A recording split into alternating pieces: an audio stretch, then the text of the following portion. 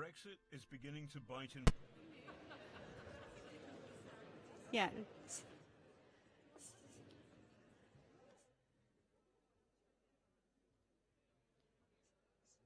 So, ladies and gentlemen,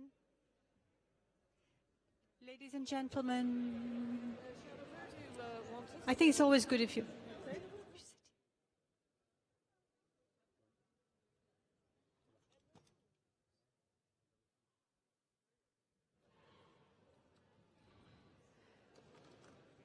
So, ladies and gentlemen, welcome back and good afternoon again. So, as we all know, Brexit negotiations opened this morning, and with them we've started a new and rather unpredictable journey, both for the EU 27 and for Britain. The focus of the panel discussion now is how European Ombudsmen can maximize transparency through this process and ensure certainty for EU citizens during the entire period of these, as I said, unpredictable negotiations. I think the encouraging thing is that the EU 27 has taken a transparent approach on the subject so far. But the challenge facing all of us is to ensure that this can be guaranteed in the months ahead. So on this panel, we are delighted to have Emily O'Brien joining us, the European Ombudsman. Cecilia Wikström. Cecilia, welcome. She's a member, and I think everyone here knows her. She was also at the ECAS conference last year. She's a member of the European Parliament and chair of the Committee on Petitions and member of the Parliament's Brexit Task Force. Many things aside as well, but I mentioned just a few, and Cecilia will tell us a little bit how the European Parliament is organizing itself for these negotiations. Also on our panel is Rosemary Agnew. She's the Scottish Public Services Ombudsman, so welcome as well. Many questions for you, I'm sure, about how this is going to pan out in Britain and Scotland. Also, Jesús Maeztu Gregorio de Tejada, Ombudsman of Andalucia in Spain, also implications for the province, the region he's working in. And last but not least, Assya Kavrakova, Chief Executive of the European Citizen Action Service, which has done a lot of work also in ensuring access to citizens on information. Once again, as we did before, there is a short video which explains a little bit to you that even before we've actually started the negotiations, Brexit is impacting a lot on many, many people.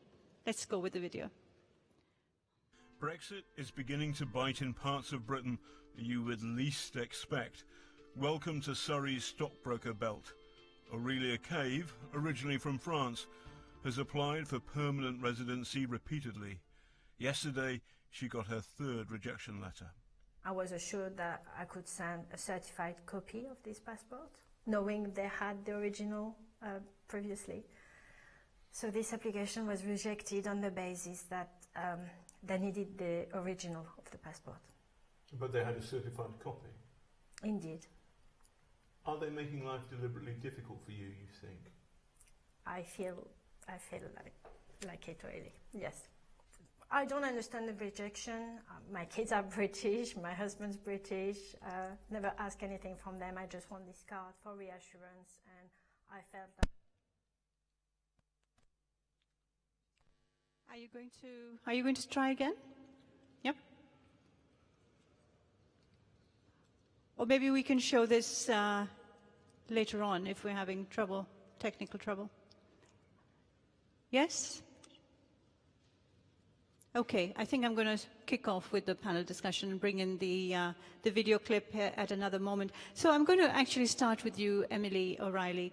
I said in the beginning that so far there seems to be a degree of transparency and a free flow of access, etc., to some of the information that is necessary to ensure a successful Brexit. We don't know what kind, we don't know what shape, we don't know what color or size.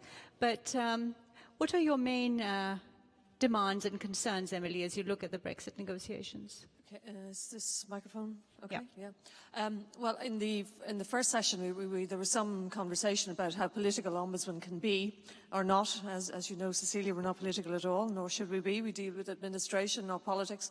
But it's very difficult to get involved in something as highly political as Brexit and not have some of your work have a political outcome or some political fallout.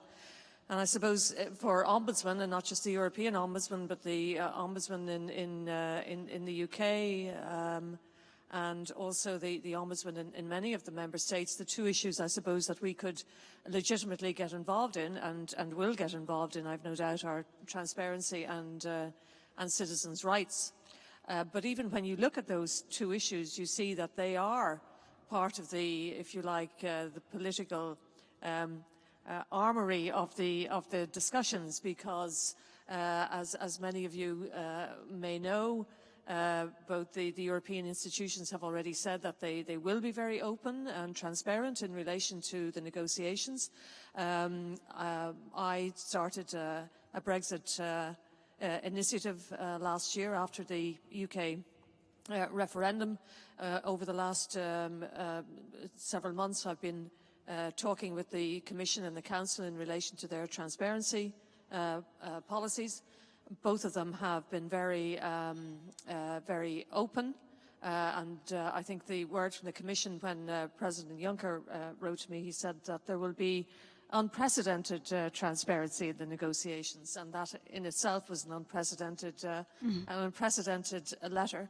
And equally, the Council has also said they're going to be transparent. But then, when you look at the UK side and you look at statements that have been made over the last number of months by Mrs May, by the British Prime Minister, and by others, the tendency there is towards secrecy, confidentiality, because obviously there's a very different political dynamic at play within the UK.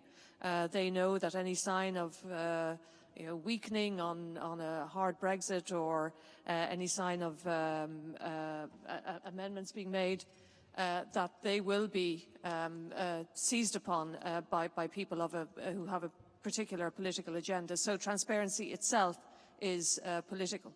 In relation to citizens' rights, equally so. Obviously, citizens' rights are going to be part of are going to be on the negotiating table in relation to what the reciprocal rights are going to be. So that's a political play as well. But I think where I, as European Ombudsman, am coming from, and I'm sure where many of my colleagues here will be coming from, is the simple fact that citizens should be at the main focus of these negotiations, and that they have a right to know as much as possible what is being agreed upon in their name. Issues will be agreed, laws, regulations, changes are going to come which will have a possibly transformative, either positive or negative effect on their lives. And they don't want to be surprised in 2 years' time. They need to know over the next 2 years, or however long these negotiations take, what is likely to happen, so that they can make decisions for themselves, for their families, and equally businesses, civil society, all of us can make decisions. And that certainly is where the focus of my work at European level is going to be in relation to Brexit. Right, Emily, so you said citizens have a right to know. I guess the politicians first have to know what they're doing. So I think that is probably the biggest challenge you have. But what kind of Brexit-related complaints have you received, or demands for answers have you received? We did receive a few access to documents, to records cases, which we're dealing with at the moment. Some of them sort of predated, some of them dated from the time of the referendum campaign. For example, there was one in relation to certain comments that the Commission made in relation to benefits that European citizens living in the UK might be or might not be entitled to. There are a few others which we're dealing with. We do anticipate more, obviously, once the negotiations really kick off. I mean, I think probably until the UK government has settled itself, at the moment we won't really see very serious negotiations going.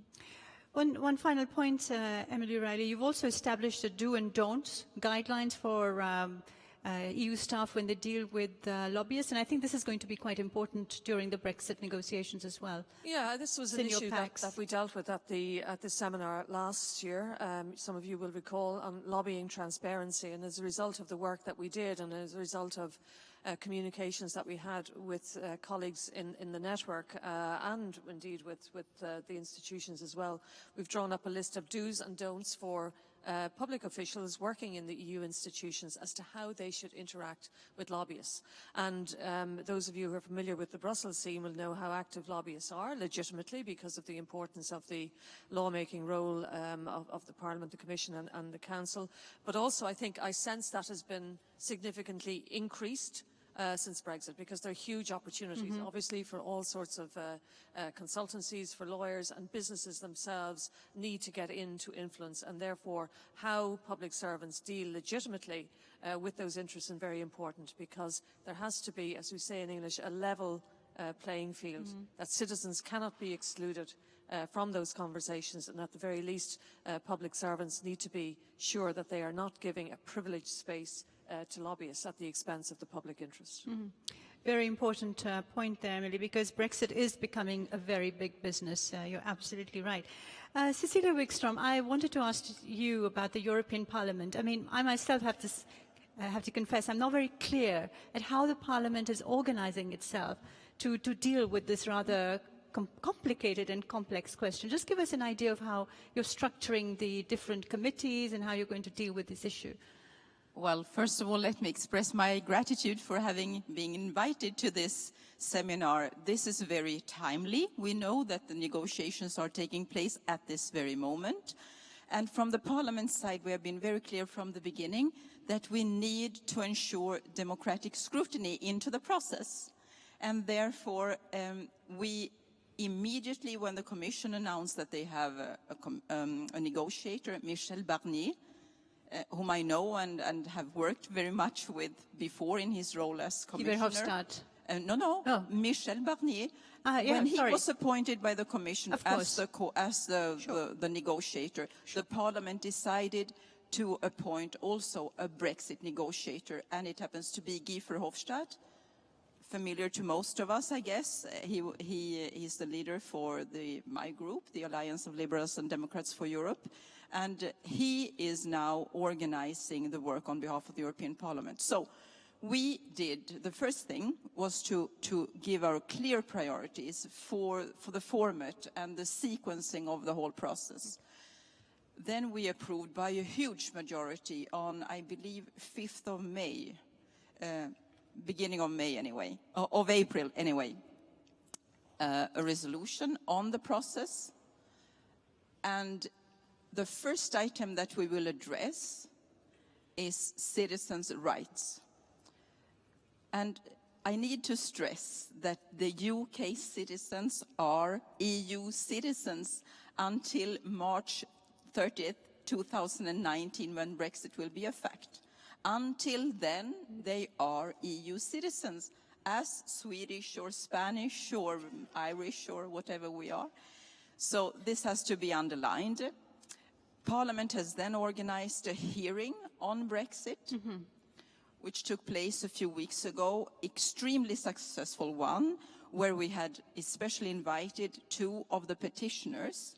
And in this context, I would like you to know that my committee that I'm chairing has received from January 2016 until June 2017, 147 petitions, which is a lot, on various subjects. But the main subject is citizens' rights, fundamental rights and freedoms, and relating rights, of course. But Brexit is one thing that will happen in 2 years' time. Eventually. But already now there have been a huge concern among citizens from all over Europe residing in the UK since decades. They might have been students there, met somebody, formed a family, gotten married, worked, paid taxes, bought houses, etc. And before Brexit, some of them applied for British citizenship. And after Brexit, they received a letter stating that you have now, as from today, 6 weeks to leave the country. And this is according to EU law, illegal. But nevertheless, it was Brexit that sort of fueled this excitement also among British authorities. And we needed to address that. That's why we organized the hearing a few weeks ago. And this has played very well off before now the beginning of the negotiating period. So the Parliament draw up the resolution that was hugely adopted by a very, very vast majority of the House. And it serves now for the Commission negotiator, Monsieur Barnier, as a fundament. He will now work in 4 weeks processes of 4 weeks and then come back.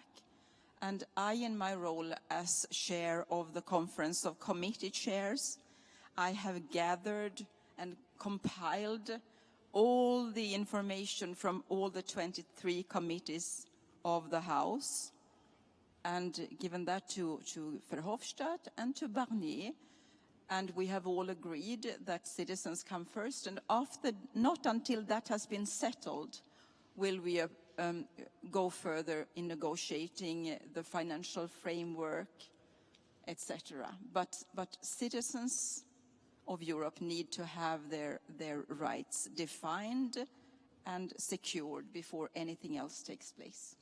And so by that, I have told you what's going on at this very moment. Right, that's right. So that's the message that's being conveyed today to the Brexit negotiators from the UK, to Mr. Davis. Exactly. So this is what they are discussing. Of course, they're also discussing the format and the. My concern has been are being addressed, and that the petitions that we receive.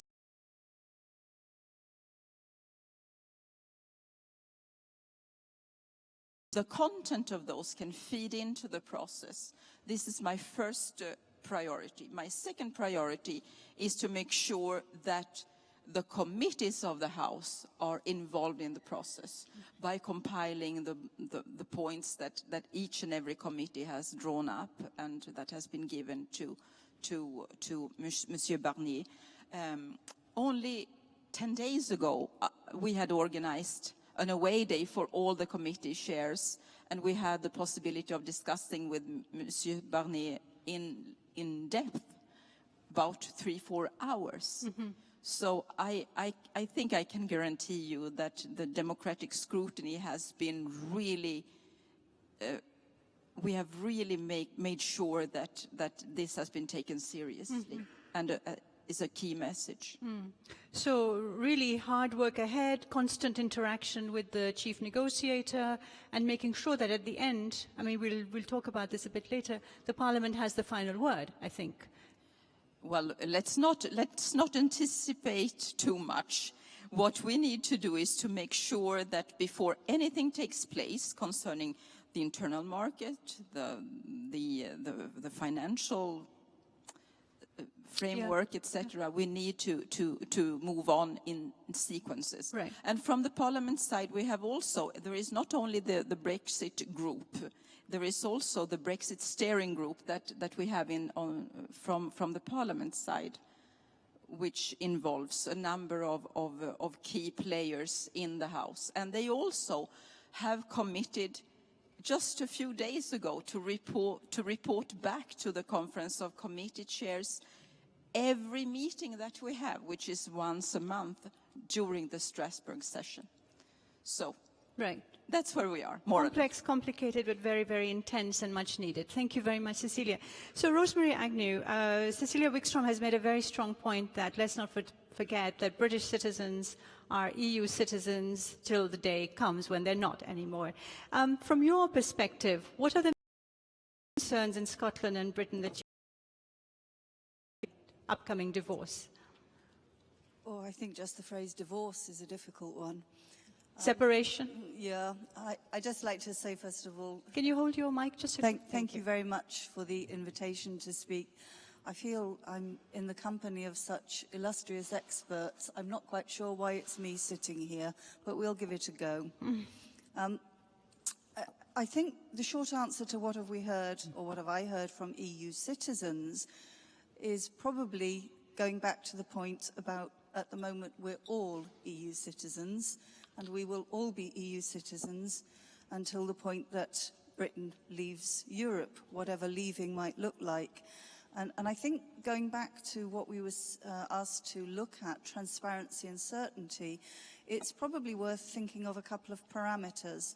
Time is really important. Time is important because in the short term, we are leaving Europe. In the medium term, we will just have left Europe, and in the long term, we will no longer be part of it, and we will diverge in different ways. And I think the uncertainties at each of those stages will be very different. I think it's also important to think about what we mean by transparency. Immediately before being the Ombudsman, I was the Information Commissioner in Scotland, and transparency is a subject close to my heart. And one of the reasons I was interested in becoming Ombudsman, as opposed to carrying on being Commissioner for a while, was there is an assumption that transparency starts with access to information. And I think it's a wrong assumption.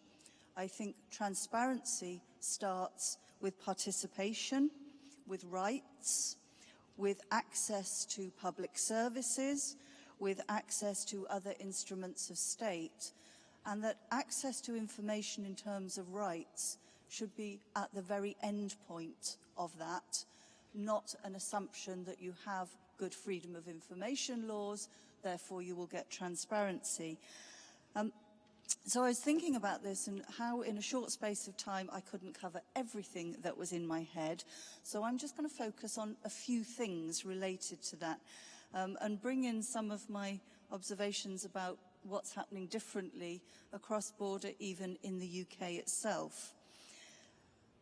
I think in the short term, what we are going to see are concerns about transparency of the Brexit process itself, because what I hear from people I speak to is we no longer as citizens perhaps feel we have the same control and input that we might, and it's been made more complex by, in Scotland, raising the issue of a further independence referendum, and we seem to be losing sight of some of the specific concerns of what Brexit will mean when it arrives.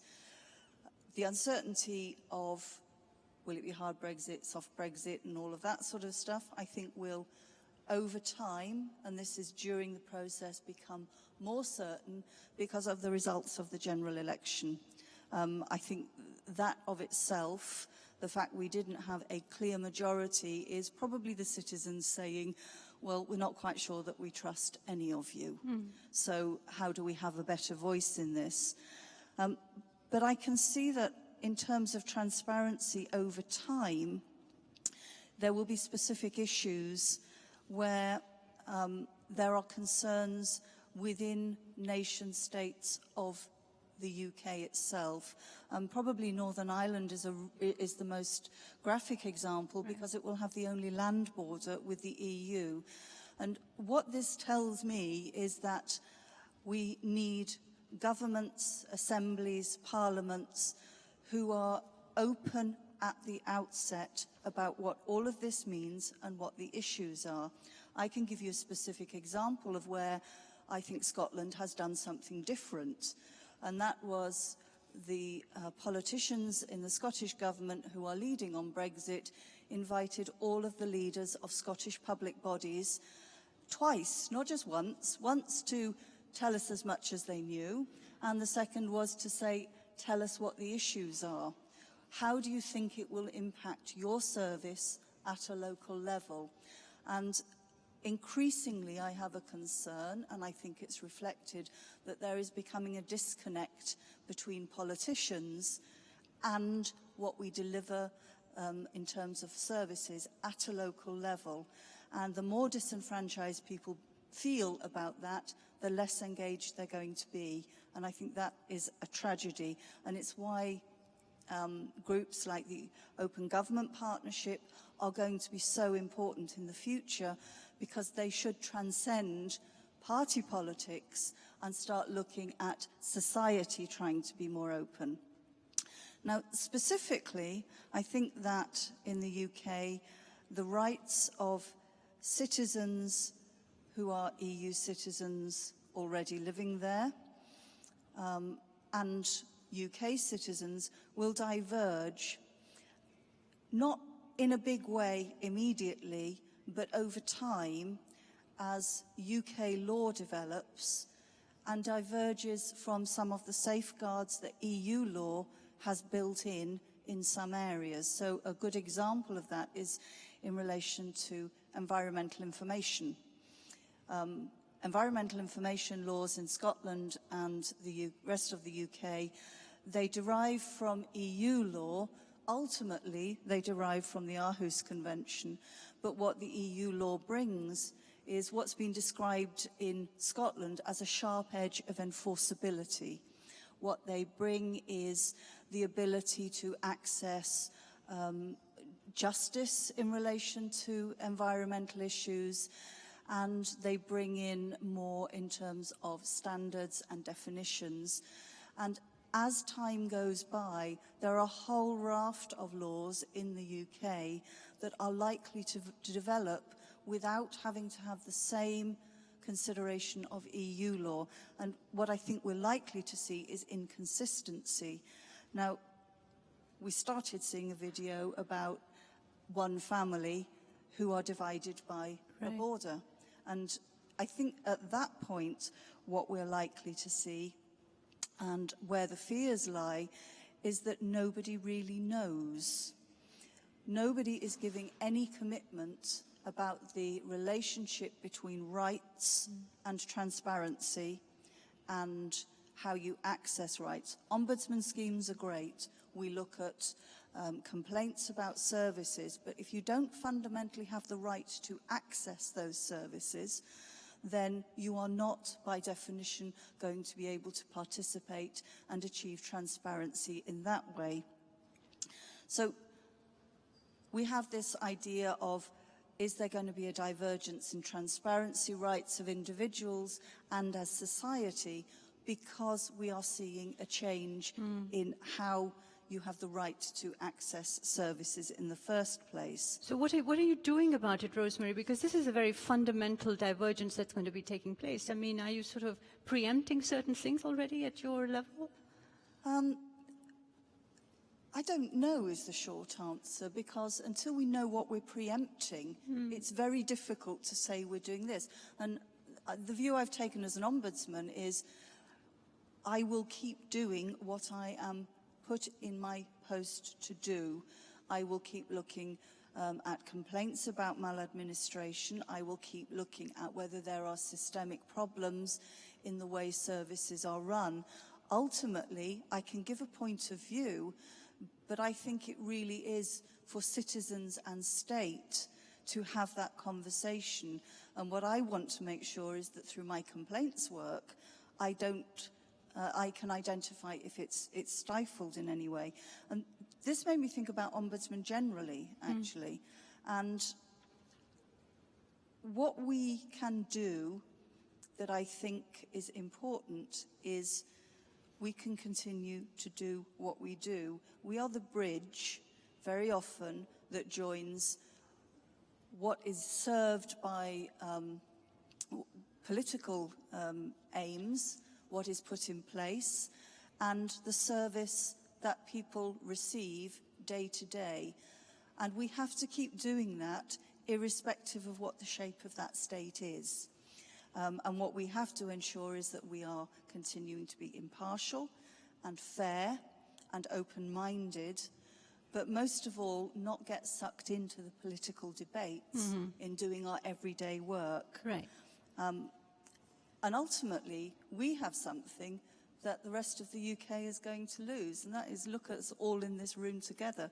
We're still going to be ombudsmen, and we're still going to be part of Europe for being ombudsman as time goes by. And I think we should, value that and see what we can leverage out of it. Detect a great sadness in your voice, though, I have to say. I just find the whole thing very sad, because I listened with interest to the populist debate, and I thought, I can't help feeling in a way that the EU referendum was a populist referendum in the first place.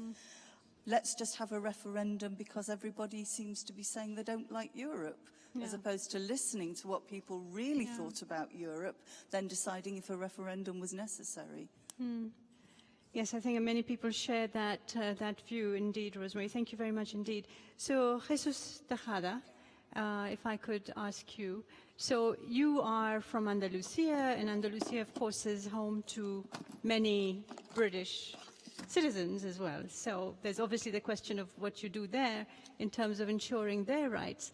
But there's also the question of Gibraltar, which is still out there and which has been raised in by some negotiators as almost a bargaining chip as well. So I was wondering if you could enlighten us a little bit about your concerns on these two issues.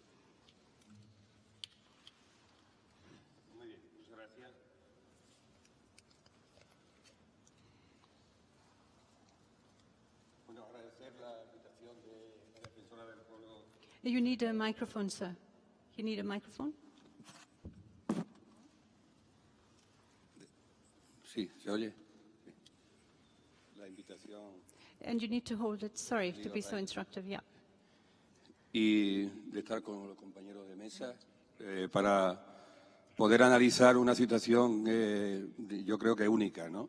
Que hoy, 19 de junio, 2 o 3 horas antes, empezando a sentar las bases de lo que es un poco por dónde va a discurrir, en qué escenario se va a plantear la situación de la salida del Reino Unido de la Unión Europea a los ciudadanos, y que la red europea de derechos humanos, de defensores del pueblo, estemos aquí ahora el mismo día analizando muy cerca esto. Me parece que es una concurrencia oportuna, extraordinaria, y que me parece que de aquí se puede salir con un compromiso mucho más claro. Si nosotros explicamos con respecto a la situación de Andalucía en España, unos cuantos datos pondrían el acento en un marco muy especial. Si estamos hablando ahora que 240.000 británicos en España, 80.000 están en Andalucía, si eso representa un tercio de la población, el 31,2 de los británicos en Andalucía, seguida de la Comunidad de Valencia, el 32,6, es una población que se divide en la que está en el Peñón de Gibraltar y la que está en la Costa del Sol Mediterráneo, una población más envejecida. Casi el 40% tiene mayor de 65 años. Frente a esta situación están los andaluces con residencia en el Reino Unido, 10.000. La mayoría con edades muy jóvenes, entre 25 y 44 años, lo cual también es un contraste. Y al mismo tiempo hay una situación en el Peñón de Gibraltar. Enfrente hay una comarca llamada la comarca del Campo de Gibraltar, 7 municipios, con un municipio un poco mucho más, con una situación mucho más extrema, que es la línea de la Concepción, que se va a pie al Peñón de Gibraltar, que todos los días a las 8 de la mañana hay 11.500 trabajadores a trabajar en el Peñón, junto con 5.000 trabajadores fronterizos que están en la zona de la comarca y otros extranjeros, que sumarían 17.000 trabajadores que van al Peñón de Gibraltar. En ese sentido, tenemos una situación como es Gibraltar delante, tenemos en el Campo del Sol, en las costas del Sol Mediterráneo, otra población de británicos que son quizás jubilados, mayores de 65 años, con 3.000 viviendas que están en esa situación. Y tenemos también el poniente, en Almería, una población de exportación agroalimentaria al Reino Unido, en donde hay una balanza favorable, en la balanza de comercial de productos agroalimentarios. La pregunta de fondo es una situación que, tanto en la línea como en Málaga, como en Andalucía, y me supongo que los compañeros de Valencia en Valencia, preguntan cómo va a quedar esto. ¿Qué va a salir de aquí? Esto ha generado una situación en la que los 7 municipios, 350.000 habitantes de la comarca, enfrente, tiene una población de 40.000 en un terreno pequeñito, donde se va a jugar las condiciones de vida, donde no sabemos, digamos, los parámetros, como hemos dicho todos, vamos a ver en qué condiciones, con qué presupuesto, digamos, con qué bases se va a empezar a negociar. Pero ahí va a haber consecuencias. Y por lo tanto, y una que me parece importantísimo, frente en ese peñón hay de paro, es un paro técnico, 0,6, no llega al 1. Y frente en la comarca, los 7 municipios, los 350.000, tienen una media de 29-30%, y la línea el 40%, y de jóvenes el 50%. Es una cuestión de vida o muerte. Eso genera una preocupación importante. Y yo he escuchado esta mañana el problema, y me he reunido en la red de defensores, nos hemos reunido otras veces, con que nuestro trabajo es primero la vida. Por lo tanto, yo en el trata de los refugiados, en el tema de trata, etcétera, cuando está la vida, me parece que es lo importante. Pero detrás de esto está en la segunda, que son las condiciones de vida. Y las condiciones de vida de una zona que se mira a la otra y está inquieta. Y ya ha empezado, y por no pisar otros temas que saldrán, ha pisado también la preocupación de cómo llegan ya las quejas, cómo llegan ya los 7 municipios a plantear cosas, cómo los medios empiezan a preguntar por dónde, y la pregunta del millón es, vamos a responder, no podemos responder todavía. Pero aquí se ha dicho una cosa muy importante, y que quizá la podemos desarrollar después. Como defensores del pueblo, y no quiero adelantar más, nuestro objetivo está definido ya. Igual que es defender la vida, defender las condiciones de vida, y yo me pregunto, y cada uno nos preguntamos, que 80.000 personas de allí pueden cambiar su vida. Depende de cómo se negocie y depende. Pero nosotros tenemos una preocupación, y es que por encima de las 4 libertades de circulación, los bienes, capitales y servicios, está el interés superior de las personas y están los derechos. Y eso lo tenemos nosotros en el ADN de los defensores. Y por lo tanto, ahí tenemos que empezar un camino que ahora en otras intervenciones podemos aclarar más. Thank you very much, Mr. Tejada, because you brought it down to the very personal and real level of the disruption that's been caused and the human repercussions of it. It's, of course, a very intricate question, very complex, and I'm sure there will be questions to you, so I'll wait before asking myself some questions. I'll wait for the participants to do so. But thank you very much indeed for bringing it into a very granular level for what's happening here. Assya, from the European Citizens Action Service, you've also done quite a lot of work on the concerns of citizens related to Brexit. Would you like to tell us a little bit about this? Yes, sure. First, thank you very much for the invitation. I'm really feel honored to speak before such a distinguished audience. Just a couple of words who we are, so that more or less you can picture us in the entire setting here. So we are an European association, not-for-profit organization. We have been into existence for 26 years already, and our mission is to empower citizens to exercise their rights.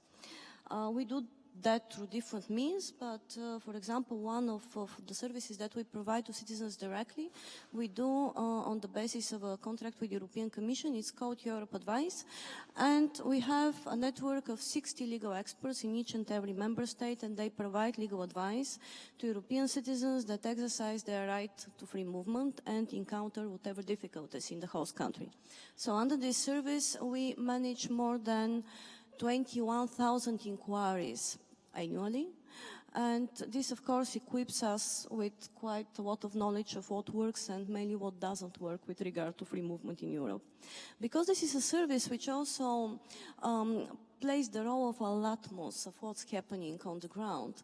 Actually what's happening was that immediately after the referendum, and then a second time after the triggering of Article 50, the inquiries regarding UK have increased tremendously. People were very worried and wanted to know what the future holds for them. On the other hand, we also have a network of members, and some of them are rights advice organizations, like, for example, the Law Centers Network.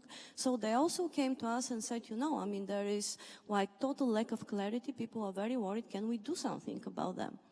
So what we've done was that we issued a study, a legal study, where we have been looking into possible scenarios of the post-Brexit relations UK-EU, based, of course, on models that already exist of EU relations with other countries, especially from the perspective of their impact on citizens' rights.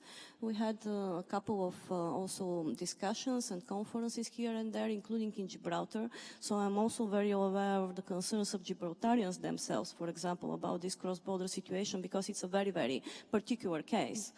Tomorrow we are having also a big event in Bozar with decision makers and as well civil society representatives on this topic.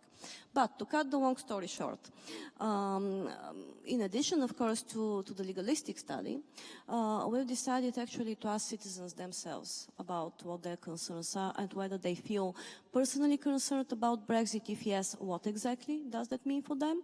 What are the top 5 rights which they would preserve if it depends on them, and how their social and political activism has changed before and after Brexit. So those are the findings of this survey that actually I'm going to present tomorrow, but of course I cannot refrain myself, so I'm going to share with you some of the results. We have opened this survey when Ms. May triggered Article 50, and we kept it open till the 15th of May. And we received about 1,700 responses. It was actually shocking. We didn't expect such an interest in the survey. For example, the survey was shared like 66 times on our Facebook, and believe me, no one has ever shared more than 3 times anything on our Facebook. So this also triggered the need to bring additional human resources to analyze the results of the survey. So, in short, we received responses from about 70% UK citizens and also 30% other EU citizens. We analyzed them separately because also the social demographic profile of the respondents was quite different. For example, while the majority of the UK citizens who responded actually were residing not in the UK but outside the UK, about 90% of the EU respondents were residing in the UK itself. Second, the profile of the EU respondents in terms of age, actually all of them almost were up to 49 years of age, while the age profile of the UK respondents was mainly above 56 years of age. And last but not least, of course, I mean, more than 80% of the EU citizens were employed or self-employed, while normally in the UK group we also had 1/3 pension year, so we were able also to see what their concerns are. 86% of the EU citizens, 96% of the UK citizens declared that they feel personally affected by Brexit. Personally affected by Brexit. And of course, the lowest common denominator is that the most cherished right by the UK respondent was and is the right to live in another member state, while the most cherished right of the EU respondent is to work in another member state. Second, however, and here more or less the similarities stop, the second most cherished right for the UK respondent was the right actually to access healthcare services in another member state, while for the EU citizen this is the right not to be discriminated. And the biggest fear of the EU citizens is that they are subject to xenophobia and discrimination after Brexit, that they are totally uncertain about their future, and that they are worried this is having a big impact on family reunification. So those are part of the answers that we have received, and we have actually cross-checked them because part of this survey, of course, is qualitative, but we also had a quantitative part. And just 2 more things that I would like to share in terms of findings, which were interesting in my view. We have asked the respondents how well informed they were about their rights before and after Brexit. And of course, I mean, different groups answered to a different extent in terms of level level of awareness. But the interesting thing is that across horizontally all groups, the awareness after Brexit has dropped by 10 to 15 percentage points, which simply shows that people feel much more unaware of their rights after Brexit. And another also observation is that, let me see, 58% of the EU citizens and 77% of the UK citizens declare that they have increased their social and political activism after Brexit. So now most of them are much better informed about the political situation. They read themselves and inform themselves because they do not trust the politicians anymore. Second, majority of them has joined political party and have also participated in protests on the streets or in other activism, including social media activism. So this is the picture at the moment, and I think that it tells a lot about what we should do if we want really to have a citizen-centric Brexit. Thank you. Thank you very much. Those are very compelling facts, and you've highlighted the personal sort of stories as well. And the fact that people have become more active, I think this will resonate quite a bit. And we saw it perhaps in the British elections just held, how active people are and frustrated as well. I know that you, Cecilia, want to come in, and I will give the panelists time to come in with other interventions and comments, but I would like to open the floor once again, so this is an interactive discussion. Just before I give the floor to the people who put up their hands, how many of you as ombudsman or petition committee members have already been approached by citizens on issues to do with Brexit? Can I have a show of hands? Okay. So this is going to come as the negotiations pick up pace and pick up momentum. I think this is going to be one of the issues you'll have to deal with. So good that you're here and listening. Could I ask you please to just identify yourself, put up your hand so we can get a roving microphone, and introduce yourself. And once again, the same plea to everyone, be as short and snappy as you can. Thank you. Thank you, and thank you to the panel. I'm Peter Tyndall. I'm the Irish Ombudsman. Ireland, as Rosemary mentioned, will have a land border with the UK, which will be an EU-UK land border. Peace in Northern Ireland came about in part because of the joint membership of the UK and Ireland in the EU. There are, as we talk, there are farmers who have land both sides of the border. There are businesses who draw their workforce from both sides of the border. And there is, on the face of the countryside, there's almost no trace of the border.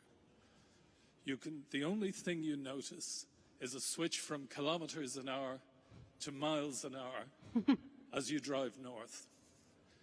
We've talked about transparency and openness. We've heard from negotiators on the UK side that there will be a soft border, but that they will leave the customs union and that they will leave the single market. Frankly, I may look gullible, but that defies all belief. And just as a minor aside, one of the outcomes of the peace settlement in Northern Ireland was UK and Ireland joint bodies that cover the island of Ireland. And they fall into my jurisdiction and into the jurisdiction of the Northern Ireland Ombudsman. That was evidence of the way that the island was organically progressing. Right. I really fear for the future after Brexit. Thank you. Thank you, Peter, for being very honest about your concerns. Yes, why don't we take you first? Yeah. Yes, thank you. My name is Manuel Lezertua. I'm the Ombudsman of the Basque Country. And I wanted to refer to the intervention of Jesús, the Maeztu, on the impact of Brexit on citizens' rights and living standards in Andalucia. This shows, as well as Peter Tyndall's intervention a minute ago, and our friend from Scotland, Mrs. Agnew, that the Brexit will have different consequences in different parts of Europe. and that in some parts of Europe the concern is growing very, very high about how they will be enjoying their rights in a few months, years' time. So one of the key words that has been expressed during in the panel is the importance of transparency, that the whole Brexit process should be transparent, because these concerns that are being channeled now to the Ombudsman of Andalucia, he's receiving concerns by British citizens living there. That's right. Not only from people living near Gibraltar, but all around. There are thousands of them. They don't know what's going to happen with the access to health, for example. So he has to respond to that. And we don't know how the process, Brexit process is going to go about.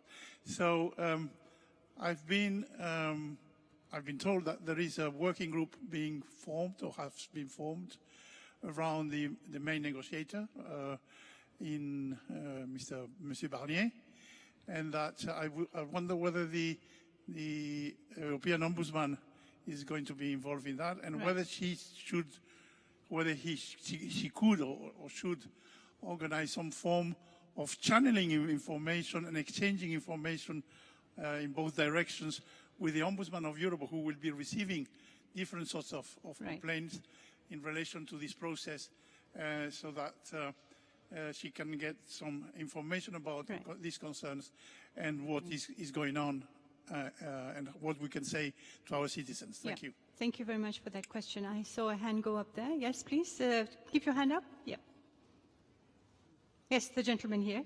Me? No, not yet. The gentleman. I'll give you the floor in a second. Yeah. Thank you. I'm Rob Behrens. I'm the new... You'll have to hold the microphone. Yeah. I'm Rob Behrens. I'm the new Parliamentary and Health Service Ombudsman in the UK. I'm very pleased to be here. I hope that I'll come again. I want to congratulate the panelists on the deeply serious way they've addressed this very challenging issue, and I've learned from it. I'd just like to say a couple of things which might help and reassure my colleagues here. First of all, I'm not part of the government. I was appointed independently, and I am independent of the political process. But I'm accountable to Parliament for my actions. Ombudsmen, in my view, must not engage in party political activity of any kind, and that means not taking a position on Brexit. However, Ombudsmen must speak truth unto power without fear or favour, and they must take up what complaints come in, whoever they come from. We are a classic Ombudsman service. What that means is that we must routinely wait until first-tier organisations attempt to resolve complaints. That means that we haven't yet received a lot of complaints about these very serious issues. We must leave the bodies to try and address them, but then we must address them when they come in. The last point I want to make is that Emily O'Reilly has said that ombudsmen have to be brave, and I accept that absolutely. I also believe that ombudsmen must not be partisan in advance of complaints and adjudications coming in. I accept her point that ombudsmen enter the scene where institutional trust is at stake, and I agree with the panellists that transparency and citizens' rights are paramount here. And my very final point is, I am not going anywhere. I will want to network with sister organisations in Europe, whether or not Britain is a member of the European Union. Thank you. Thank you very much. Thank you for coming in and giving us a rather reassuring message. I'm happy to take two more quick questions. I have the lady over here and the gentleman at the back, but I will make a plea for brevity, because I want to go back to the panel to respond. So the lady over here, please, just put up your hand. Yes, here. Thank you. Soy la defensora del pueblo de España, institución constitucional española. Gracias por la invitación nuevamente. Hemos hablado del populismo y creo que este referéndum y otros más que puede haber en otros países son resultado de lo que hemos analizado esta mañana, de una actitud 100% populista, porque es a un gobierno al que le compete tomar este tipo de decisiones porque conoce todas las consecuencias positivas, negativas, imposibles de ser transmitidas en una papeleta, en unas horas, en una urna a toda la población. Es una decisión absolutamente populista. En segundo lugar, creo que va a ser muy negativa para el Reino Unido, pero desde luego lo es para España. No voy a explicar ahora por qué. Muy negativa. Y desde luego va a aumentar los sentimientos en contra de la presencia británica en la colonia de Gibraltar. Esto lo vamos a ver de forma inmediata. Thank you for that comment. The gentleman at the back over there. Thank you, Mr. Chairman. Unfortunately, our movement believes that Brexit and the new American administration will guide the Europe to another direction from this we have for the last 50, 60 years for the benefit of European citizens. We disagree with the comment of the distinguished Spanish lady because we believe, and we pose this to the Ombudsman, this question, we believe in a Europe of citizens, peoples and nations. So the question is, can the Ombudsman use the European legislative framework where the regional governor has a position of a minister, so that Northern Ireland, Wales and Scotland to be called by the Prime Minister as minister in specific important issues to the same table, right, where also the European Union should call Cyprus, which also has a problem because of the base over there, Spain and Ireland to the same table so that we can discuss in civilized way, in European way, in democratic friendship of our nations, citizens, right, and peoples. Thank you very much. Can you just very quickly identify yourself, sir? Could you just... Yes. I did it before. I know, but there were people who were not here before, so okay, just repeat it. I am Angelos Harlaftis, Epaphos Advisors. I represent here the ECOEFS movement, the section of safety and security. Thank you. Thank you very much indeed. Okay, so I'm going to turn now to the panel to come back on some of the questions that have been raised, some of the concerns that have been raised. So, Cecilia, if I could kickstart with you, please. Thank you very much. And I must tell you that I found it absolutely appalling and tragic to see that 90% of the EU citizens feel a threat, feel afraid of being discriminated upon. Mm. This is something that we all should take into deep, deep, deep consideration. I need to say no more on that. And to the gentleman addressing the issue on Northern Ireland, this is also something that we are all concerned about. And therefore, Northern Ireland and the border with Ireland is the only country mentioned, the only geographical area mentioned in the Parliament resolution, because it's about such a pillar of the EU putting at stake, namely peace, which is the great fundament for the existence of the Union. Therefore, Northern Ireland and the border is specifically announced in the Parliament resolution and should also be addressed early in the process. Just to respond to your concerns, they are shared concerns.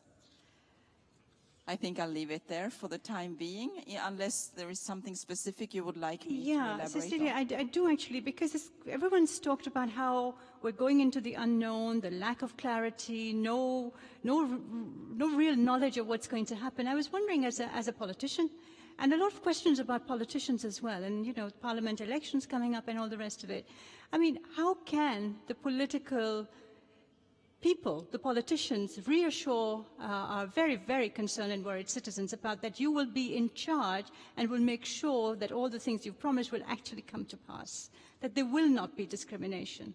Well, it's very difficult to promise anything. The only thing I can say is that we are all equally concerned and we are equally committed of addressing these issues. And you know, 44 years of being a member of the European Union is not easy to just, you know, take away in a second. It's a very, very long time. So, and there are small issues and big issues. The big issues have been mentioned. The customs union, the internal market, the financial framework, etc. We can all sort of understand. But let me give you a very small example. Or maybe it's not small to some of us, at least not those concerned, but area. I was told a story by Michel Barnier when he said, well, we can all anticipate the implications legally concerning all the committees of the European Parliament and all these big issues. But he said and looked at me, do you have any idea of how many cats and dogs that today enjoy free movement in the EU? And I looked at him in astonishment. I said, no, I have absolutely no clue. Do you know? Anybody? That 290,000 pets, cats and dogs from the UK enjoy free movement. So they are going in cars, on the ferry, on the boat, etc., with a ship in the air. I mean, what do we do now? Do we put again quarantine stations by the border, or how do we address the issue? This is just a very, very tiny example, and believe me, there are more. Piles and piles of different implications concerning all the committees of the European Parliament, all the legislative fields and areas. But imagine if we can have concerns about the cats and dogs enjoying visa-free travel, then we have concerns on everything. And time is a factor to take into consideration as well. We know that the deadline will be on the last day of March 2019. We have to move and do it now. But it takes two to tango. And even though the institutions are prepared, we all know that what we need in a fruitful period of negotiations is to predict the outcome somehow. And we need to know that the counterpart has a strong mandate. So addressing soft or hard Brexit is really not what we should do today. Now we should find out the mandate of the other negotiating partner. And to me, that is not clear for the moment. Thank you very much, Cecilia. Perhaps, Rosemary, you could come in at this point. Thank you very much, Cecilia. I was taken by a question, what can the politicians do? And for me, in transparency terms, this comes right back to three words, truth, honesty, and trust. And if I draw on my experience of being an information commissioner during the Scottish independence referendum, and then I also draw on my experience of being an ombudsman, I hear very similar things at a very different level. And that is, I just want to know what's going on. I want someone to listen to me. I want somebody to take notice of what I've said. And I'd like somebody to just tell me honestly what the impact is on me. And I think if we were to go back to those fundamental things in terms of Brexit, what we hear and what we take away from it is transparency has to start with participation and cooperation, and it includes giving out the messages that are not going to be palatable and that aren't going to be easy to hear, but solutions will be much more forthcoming if we involve citizens in designing them rather than simply doing it to them. So it was just that observation on what can politicians do. Right. So the question, I guess, I'll put later on to you is how do you actually give that voice to citizens in this very, very dramatic moment, which is negotiations, you know, people are negotiating. I mean, through the Ombudsman, through... There isn't a single way, and I think this is part of the thing that we all struggle with. We very often look for solutions at a high level that are single solutions, and there isn't a single solution. As Ombudsman, we have a role to play in that we can highlight where in everyday lives, for everyday services, there are issues, and where we can see that there needs to be more openness and how they might be affected in the future.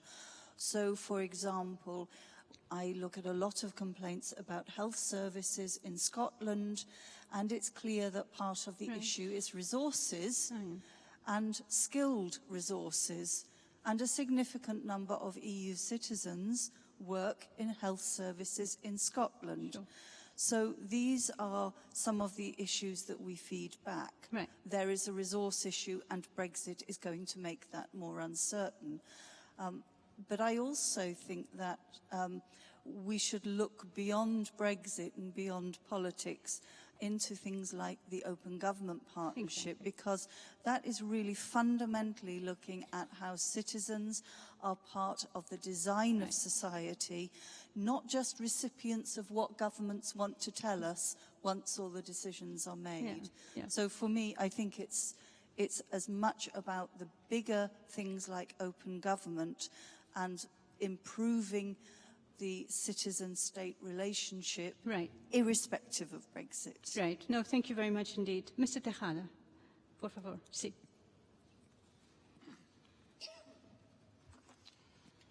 Bien, yo contestando un poco la pregunta, yo resumiendo diría lo siguiente. Yo creo que la preocupación existe. Y allí en Andalucía, y yo creo que los compañeros lo tienen también, ya empieza. Los medios empiezan a preguntar. Los responsables de los municipios están ya muy inquietos y no se sabe sobre qué presupuesto y, sobre todo, estamos en el análisis de las consecuencias. Por eso hablaba el Arárteko, de decir, nosotros hemos puesto en la página web, en versión inglesa, un análisis de las consecuencias respecto de la libertad de circulación, el tema del trabajo, el ámbito laboral, las condiciones para los españoles en el Reino Unido y para los gibraltareños y para los fronterizos de la comarca del Campo de Gibraltar, y también estamos viendo las condiciones de los jubilados británicos en la Costa del Sol y en otros puntos, viendo que la asistencia sanitaria, la tarjeta sanitaria, de estar fuera en el Brexit o dentro, si hay un acuerdo o si hay un acuerdo bilateral o un acuerdo específico, las circunstancias serán totalmente distintas.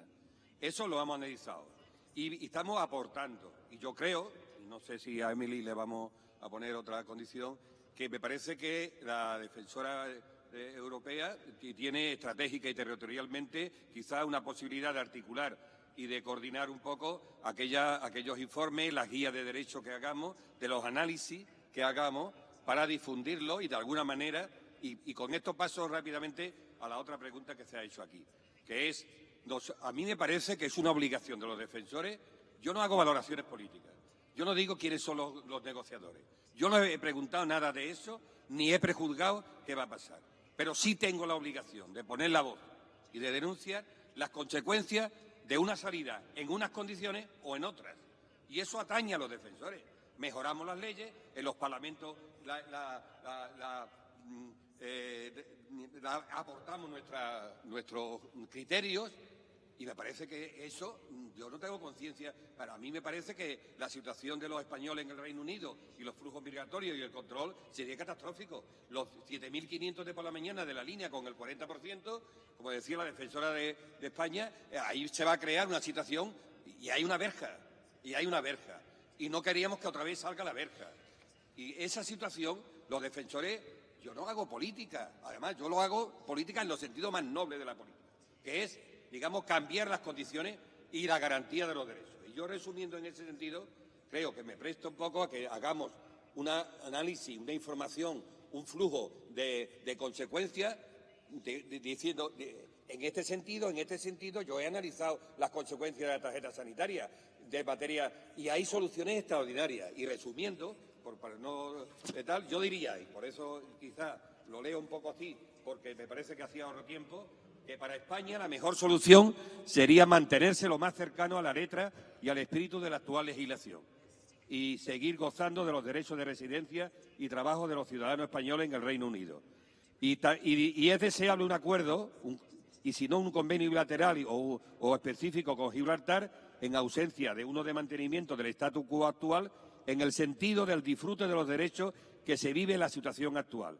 Evitar la ruptura del modo de vida que afecta a mucha gente diariamente. España, pues, deberá negociar la ampliación de una legislación no discriminatoria y recíproca en estas materias que suponga, en todo caso, el mantenimiento del estatus actual del que gozan los españoles en el Reino Unido y los británicos en España. En ese sentido, creo que está claro que lo que más se acerque, el 80% que han intervenido en el voto de Gibraltar, con el 96% no querían Brexit. Eso significa, ¿por qué? Porque Gibraltar, a diferencia exactamente de Escocia, Irlanda y Inglaterra, y evidentemente no tiene un estatus especial, no tiene la unión aduanera, goza del mercado único, tiene la libertad de circulación de mercancías, no tiene IVA, etcétera. Y está, claro, en ese estatus especial de ultramar, esas condiciones, bueno, pues si esas condiciones las pueden compartir con los españoles de la comarca de Gibraltar, pues sería deseable que hicieran un acuerdo, que eso se estuviera ahí en el espíritu de la legislación actual, se evitaría lo que decía Soledad de un sentido homófobo y un resucitar la verja, porque hay una frontera, aquello está a 14 kilómetros de África, se va a pie al Peñón y entran más de 13.000 diariamente. Yo creo que esa situación me parece que requiere unas condiciones extraordinarias de acuerdo a la legislación, al statu quo, que se beneficien ambas partes y sobre todo que los defensores aportemos el análisis que pueda iluminar un poco a la gente, porque de todas maneras nos lo está pidiendo y nosotros cuando vienen las quejas y cuando vienen las reuniones, nosotros no podemos mirar a otro lado, al margen. Por lo tanto, no comparto la idea de que los defensores, yo no estoy haciendo política, yo estoy haciendo política con mayúsculas. Thank you very much. We'll go to you in a second. Emily, Assya, if I could ask you for your comments. 5 points, 1 sentence each. First, transparency is very important, even if it's not easy to achieve, because I suppose that there will be many different phases of the negotiations and nothing will be clear and sure till the very end. But nevertheless, if we don't have transparency, then of course we have a ground for flourishing conspiracy theories and all kinds of stories which we have to avoid at all costs, I think. Second, enforcing citizens' rights. I mean, I really see the role of the Ombudsman, not only the European, but also national Ombudsman, playing a bit of a watchdog in this period. Why? It's not only in the UK where we see breach of rights of EU citizens. We also see other cases more and more under our service. Actually, quite a lot of member states, for example, are refusing to issue permanent residence card of UK citizens who are residing lawfully more than 5 years, because they say, okay, why do you need it? You are going anyway. You're going out anyway. And this shouldn't happen. They're EU citizens, and we have to stick up to the letter and the spirit of the law. Third, I don't know whether it's possible, but it will be very beneficial if the network of the Ombudsman can actually also try and foster a bit of more cooperation between national administrations, especially when we come to the issue of social security recognition of mobile EU citizens across borders, which is the top problematic issue for the last 20 years. And there nothing has changed, and there is their need of improvement. Fourth, there are already experiments using new technologies in order to solicit the so-called wisdom of the crowd. Crowdsourcing is such an example. I have to admit that in my view, the EU is lagging behind dramatically in innovation. But I suppose the Ombudsman office could lead in this respect. And last but not least, I see the need to have some lessons learned from Brexit. We don't need another Brexit in order to be more socially and politically active. And it doesn't mean that any one of us will join a political party, thanks God, no. But at the same time, being informed, going out of our chambers on Facebook and trying really to be more informed so that we can be less easy prey of manipulation is a responsibility of being a citizen, and it's the other part of the coin of citizenship. So I see the need for all of us, including our organization, of course, to work more in this direction. Thank you very much, Assya. So, Emily, would you like to just say a few words to wrap up this discussion, and then we'll turn the floor to Mr. Frans Timmermans. Yeah, thank you. I just want to refer to something that our new colleague, the UK Ombudsman, mentioned there, and he was talking about my referencing that Ombudsman having to be brave, and I think you were making the point that Ombudsman, of course, cannot be partisan, and I think it's perfectly possible to be brave without being partisan. I think the overwhelming feeling I get from everybody who's spoken here, politicians, experts in relation to citizen rights, is helplessness and ignorance. And I think it is very much the role of the Ombudsman and people like that to try and fill those gaps.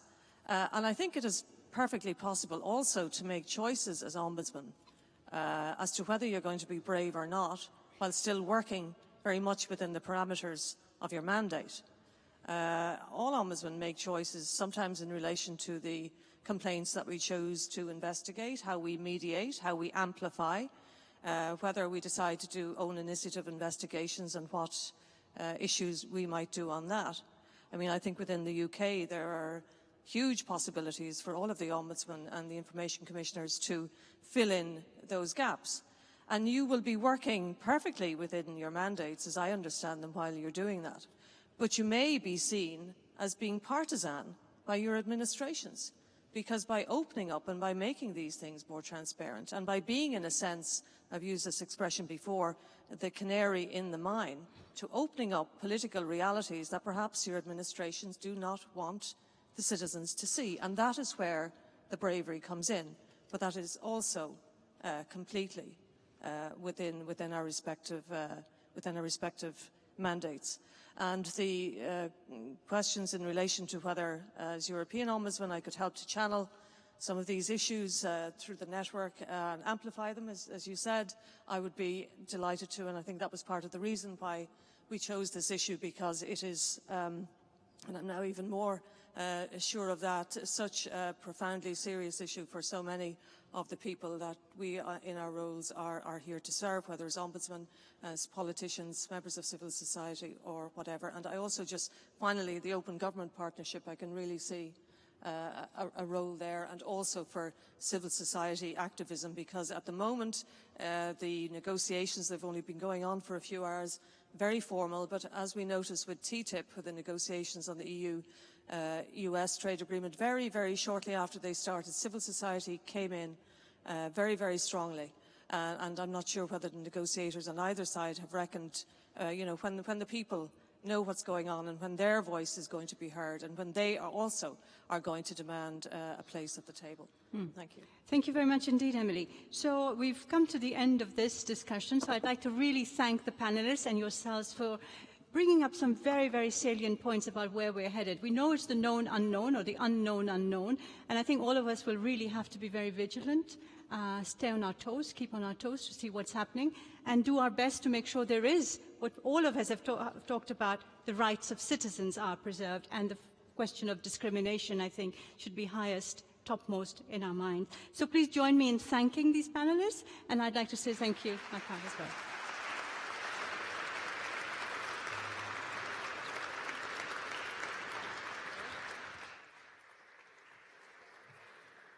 Thank you very much, Shad, and thank you again to the panellists as well.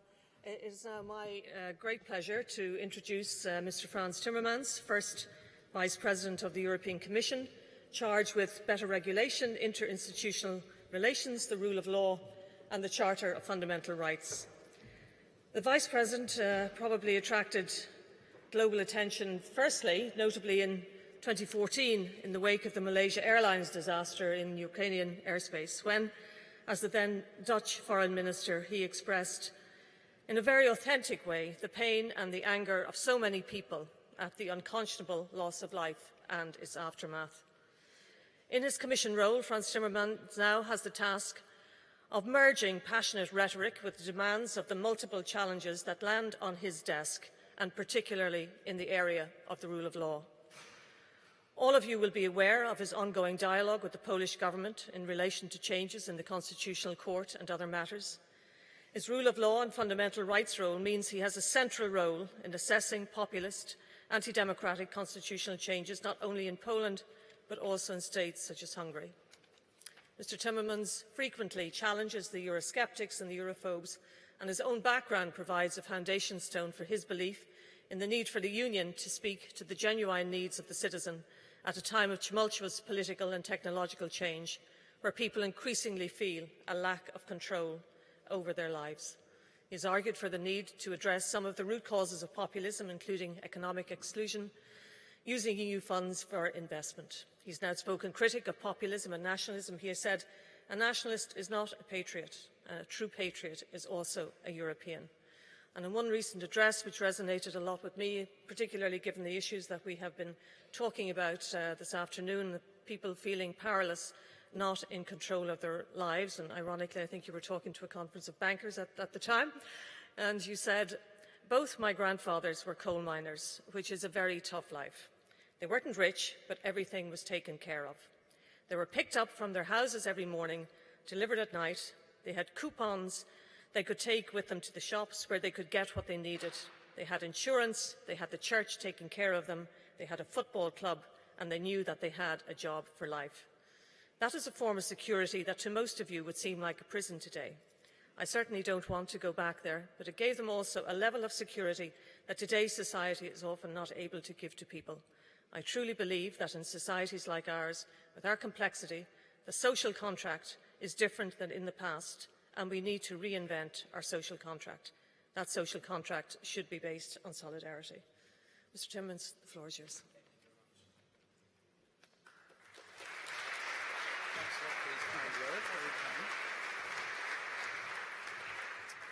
Good afternoon, and I'm sure Emily already said it, but also from my part, welcome to Brussels. I know you're here once a year at least to exchange information. By the way, as grandson of coal miners, they didn't actually use a canary anymore. They had these wonderful lamps which had a small light in them on gas. And when there was gas which they couldn't smell but was lethal, the light would burn brighter. I think that's equally a beautiful metaphor for the role of Ombudsman across the European Union. You know, Emily mentioned my role in Poland. Is the Polish Ombudsman here?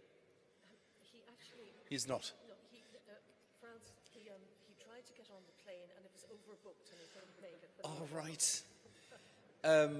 Well, then perhaps I can say to you, which probably would have embarrassed him if I said it in his presence, that nobody can overestimate his role in the Polish context today.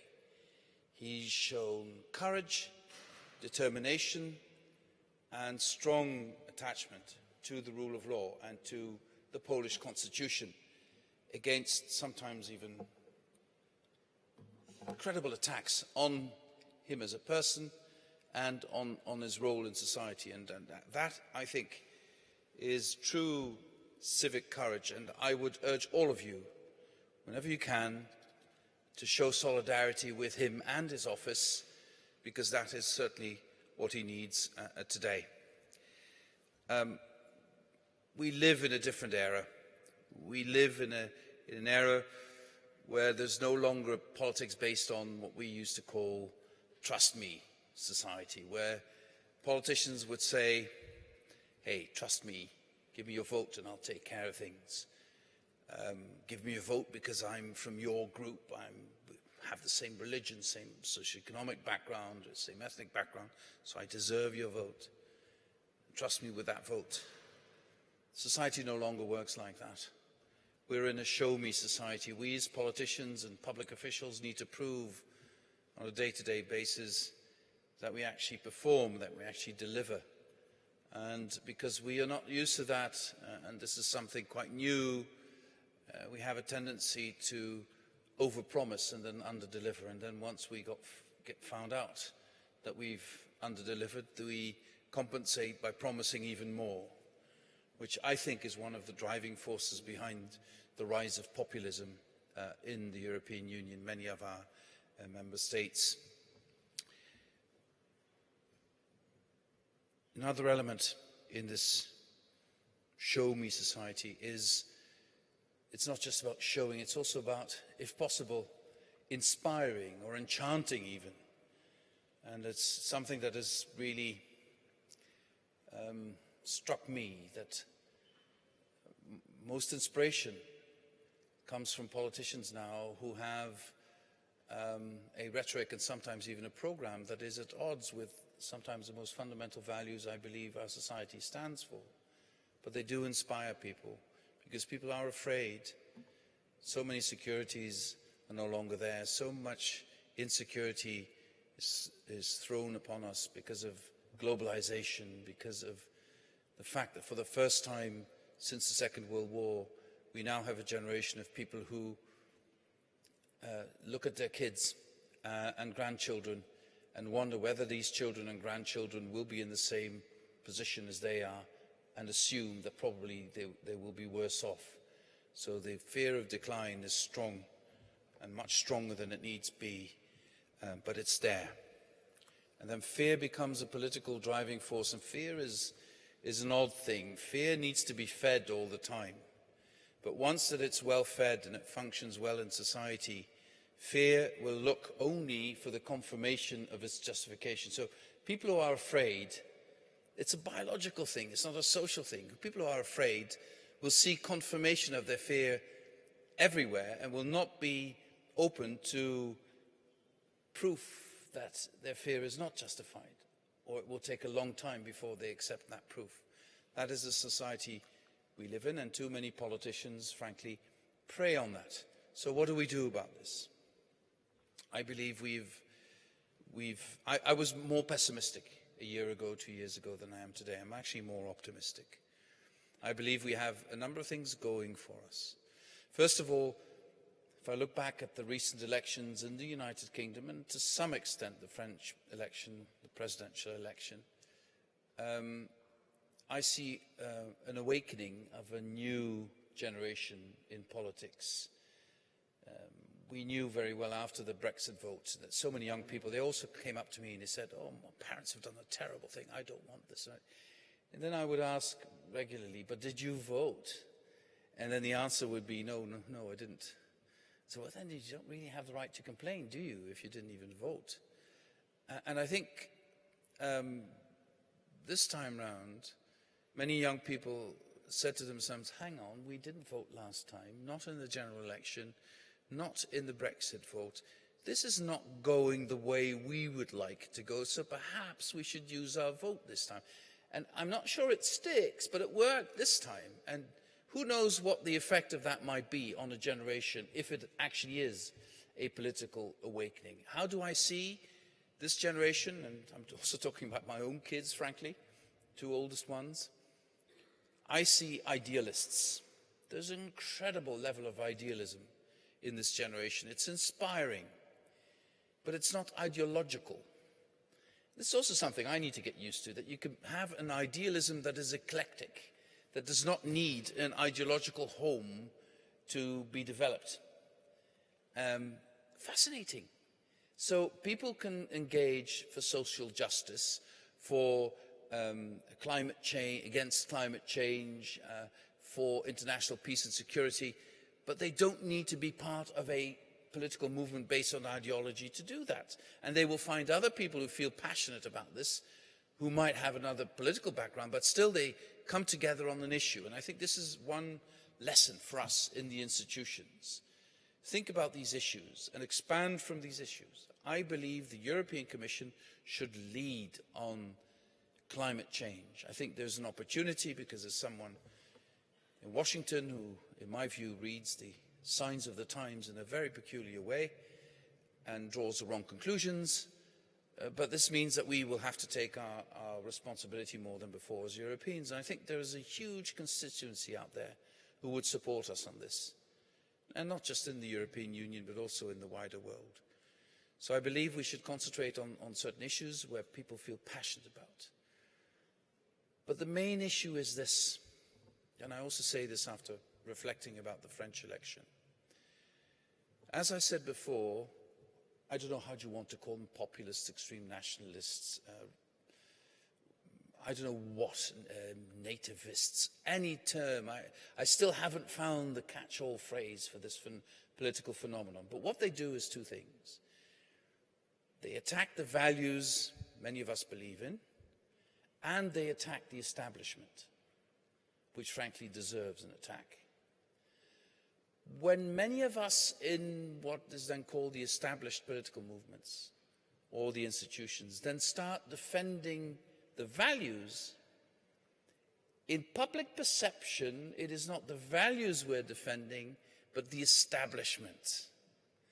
And that if values and establishment become one and the same in a world that is going through fundamental change, then people, I think, have rather the tendency to concentrate on the fact that they want the establishment to change than that they see that there is perhaps a hidden agenda of those who attack the establishment. So what I think is the proposition, in my view, I might be totally off the mark here, but the proposition Emmanuel Macron came up with is to break that mold, to say, I will challenge the establishment in the sense that I will show that it needs to be reformed, but I will stand up for the values I believe in, including the European Union and European cooperation.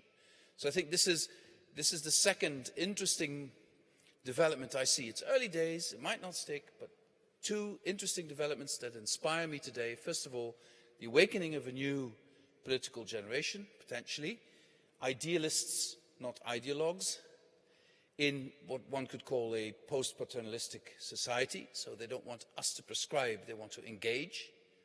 And secondly, a political phenomenon I see in France where the extremists or populists were defeated without the one who defeated them being the champion of the establishment, but doing it on the basis of ideas and ideals. I think this is interesting. It is something we can learn from.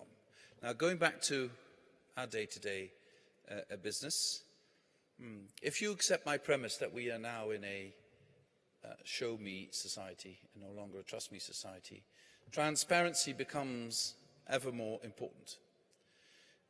We've made some steps forward as European Commission on this, but of course if there's not any confidence in what we do, no measure of transparency will satisfy people. Again, if fear is the dominating feeling, you will look for confirmation of that fear instead of the contrary. Still, I believe that through transparency, step by step, we can reconnect with our citizens.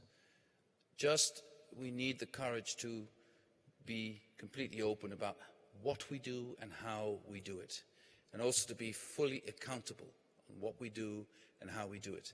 And in that context, the role of Ombudsman is essential. And of course, sometimes when the European Ombudsman comes up with things, you know, I grind my teeth. Oh God, not again. Oh, this and that and that. Which is good, because it means that she, you know, she puts her finger where it hurts. And this is what we all need as institutions. It makes us better institutions. It makes us reconsider even a story in reaction. Then is absolutely not too unreasonable in that dialogue. So we can always find a way through. But the fact that, you know, it itches is very good, and I think that makes us better institutions in the long run. But coming back to the issue of European integration and ending on that, and I'll be happy to take any questions if you might have questions. I think we are now on the verge of a potential rekindling of a European spirit, which might lead to next steps in European cooperation. Isn't it interesting that for the first time in my memory, the Dutch election drew attention from all across Europe? The outcome of the Dutch election was seen as important for the whole of Europe, let alone the French election, or the Austrian presidential election, or other elections. So this idea that we have a European political sphere is increasing. We know increasingly that what happens in one member state is important for what happens in another member state. I think this is also something that is relatively new. Second, like always, external threats can lead to two reactions: disintegration, hide in your cave, or cooperation. And those in the last year who advocated disintegration, let's do it on our own, hide in your cave, the other European is a threat to my position, are losing track, are losing traction, are losing position. And the challenge posed by President Trump, the challenge posed by President Putin, the challenge posed by the jihadist terrorists, the challenge posed by the migration pressure from the south, all these things, instead of disintegrating Europe, seem to now, for the first time after Brexit, create more coordination and cohesion and the knowledge that we are in this together. And don't underestimate the fact that people now understand that the EU is not unbreakable is a positive thing. For many, many years it was easy to criticize the EU. Everything that went well we did at the national level. Everything that went wrong was Brussels' fault. It was a zero-sum game. It was an easy game to play. Why? Because no matter at what level you criticize the European Union, it was going to go on anyway. And now, after the Brexit vote, which many people did not expect, and after other political developments, people have understood this European Union is not unbreakable. It's a gift that we understand this, because if it's not unbreakable, it's worth fighting for and defending. And this is another element I see now developing in our European societies. Of course, we also have the cultural counter-revolution, or whatever they want to call it. But if you look at the Eurobarometer analysis, you see that an overwhelming majority of Europeans, especially in those countries where leaders pride themselves on the cultural counter-revolution, overwhelming majority of the people also in those countries feel strongly attached to the European Union and want to stay in the European Union. And this, I think, is the best source of inspiration for me and my colleagues at the European Commission to continue with our mission. Thank you very much for your attention.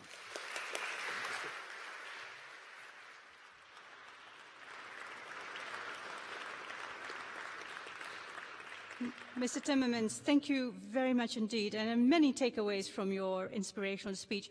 I will remember three. Show me society rather than trust me society and world, and I think this is something we will remember. And also that young people today are not idealists, really, but they are idealists and not ideologues. And I think having young kids myself, I think this really resonates. And then, of course, the role of Ombudsman to make us all itch a little bit, make us uncomfortable and uneasy. You've agreed very nicely to take questions from our participants, the Ombudsman and others, petition committee members. I would like to, so please do think of questions to come up and ask Mr. Timmermans, but I actually have two that I would like to kick off with.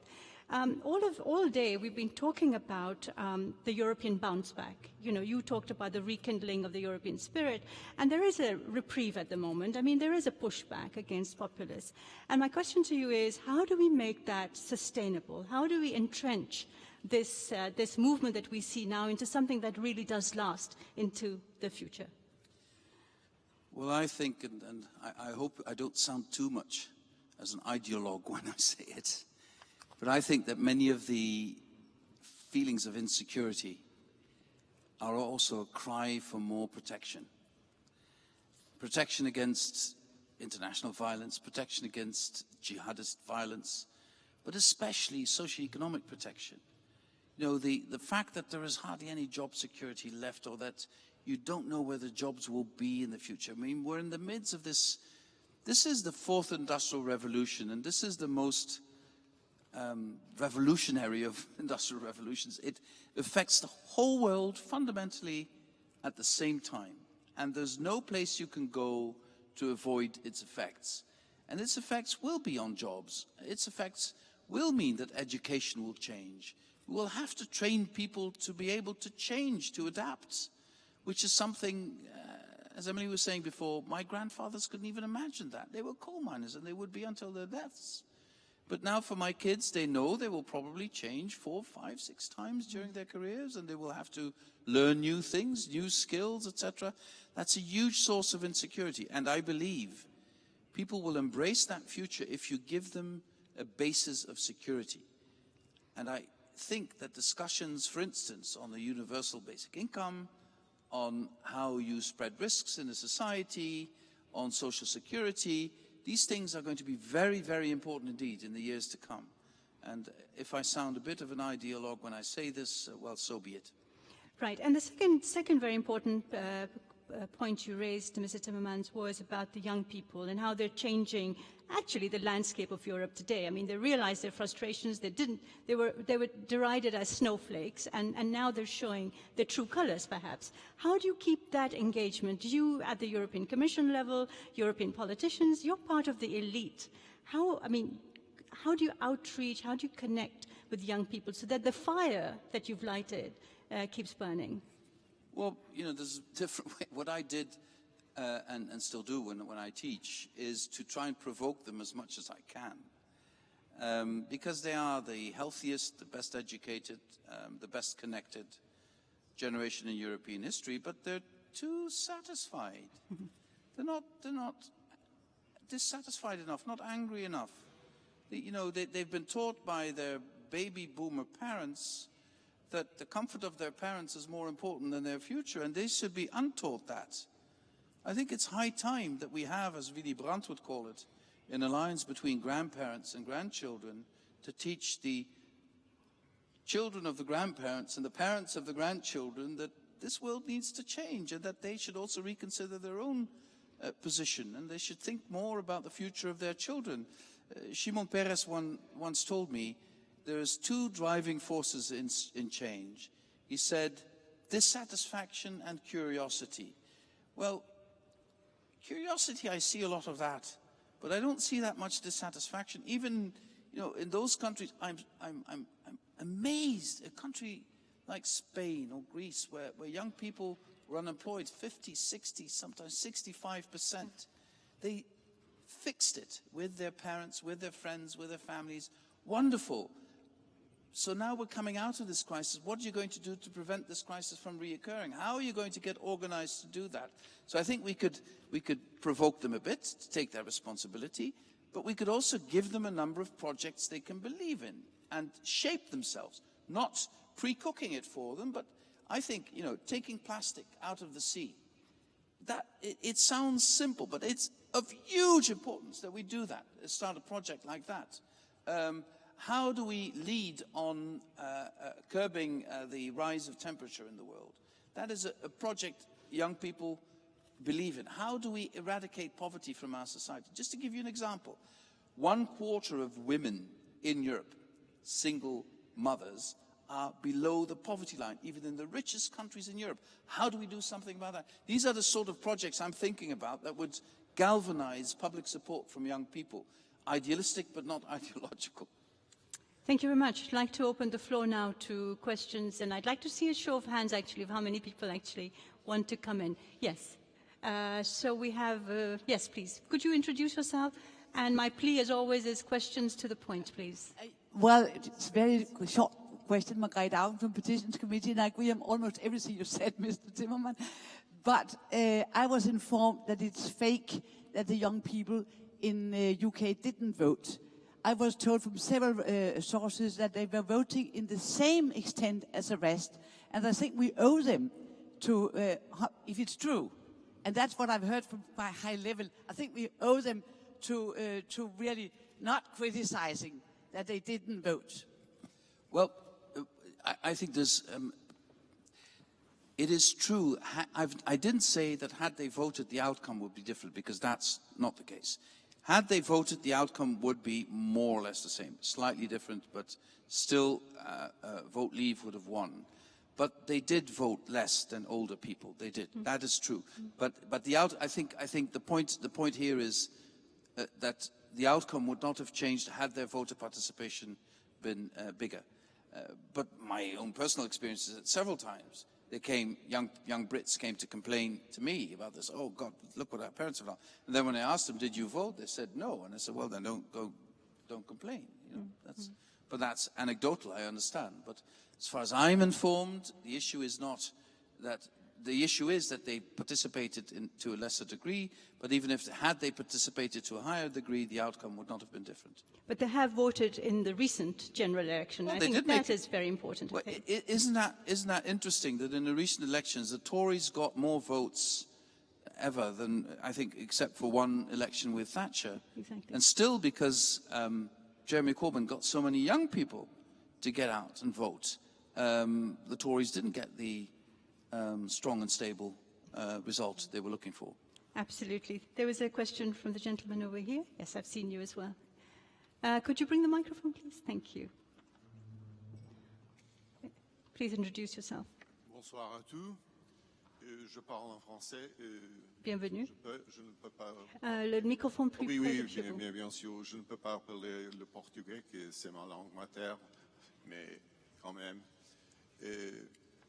Je dois dire que je suis tout à fait européiste farouche. Premier point. Après, je crois que l'idéalistique, c'est une idéologie. Ça, c'est mon point de vue. Sous le point de vue philosophique, on ne peut pas considérer que quelqu'un est idéaliste et ne défend pas une idéologie. Troisième point, je crois que ce que nous ici discutions, c'est tout à fait la légitimité du médiateur.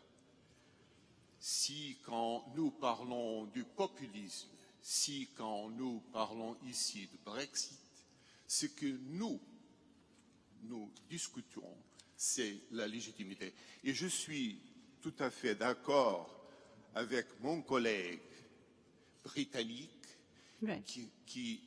ce qu'il a dit en faisant une frontière entre la légitimité formelle et la légitimité matérielle. Monsieur, je devrais vous demander de raccourcir un petit peu parce que j'ai d'autres questions aussi. Si vous voulez, je termine tout de suite. Très gentil. Merci. Merci beaucoup. Would you like to respond? Bon, il y a clairement un désaccord entre nous sur le sujet de l'idéologie et l'idéalisme.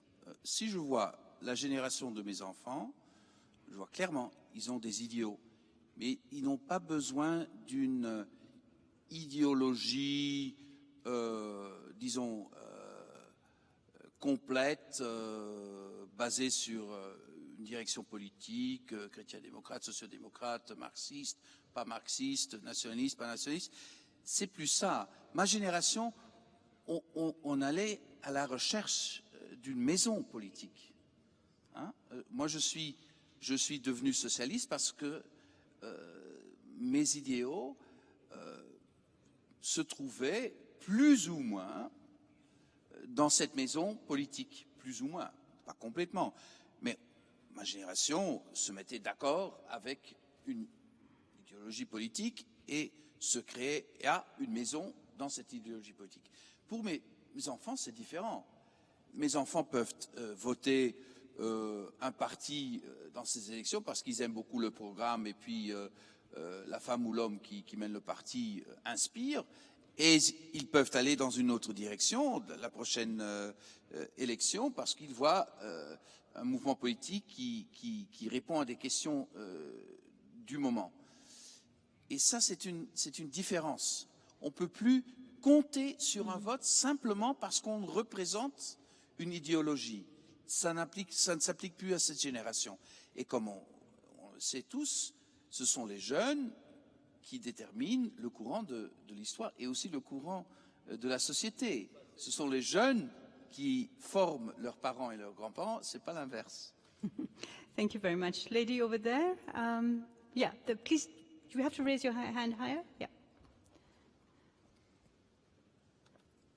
Thank you. Sorry. Thank you. Magda Stoczkiewicz. I work for Friends of the Earth Europe. And I think I would agree with a lot what you've said about the fear and about the future of Europe and about everything what Brussels does is wrong and what national level does is right. And I think we need to break that cycle. With the 5 future of Europe scenarios of President Juncker, I have to say that we haven't found it inspiring as an environmental organization which believes that sustainability has to be put in the in the center together with citizens. So we are launching tomorrow a 6th scenario together with 200 European organizations, and I hope you can bring that discussion and the scenario to the top discussion in the Commission. But I've also noticed with quite a surprise last week. Can I just ask you, please, what is, if you could, a question that I'm aiming at. I've noticed in last year, I think, an announcement of diverting money from the budget on environment and energy to defense. And I wonder to what extent such a move will not reassure the feeling of fear that people may have and the fortress of Europe rather than the positive feeling that we are building something sustainable for the future, for the future generations. Thank you. Thank you very much indeed. I'll take a couple of questions, Mr. Timmermans. So the lady at the back and then you, Peter. But first the lady at the back. Yes, yourself. Yeah. Hi, my name is Lora Vidovic. I'm Ombudswoman from Croatia and also chair of the European Network of National Human Rights Institutions. You have very briefly mentioned the issue of migration as one of the challenges that Europe faces, and I know this is the one that we could talk about for weeks and months and would never finish. But I would just briefly like to ask for your comment, because as Ombudswoman, I have spent many days and nights speaking to officials, policemen, migrants themselves, local people living at affected areas.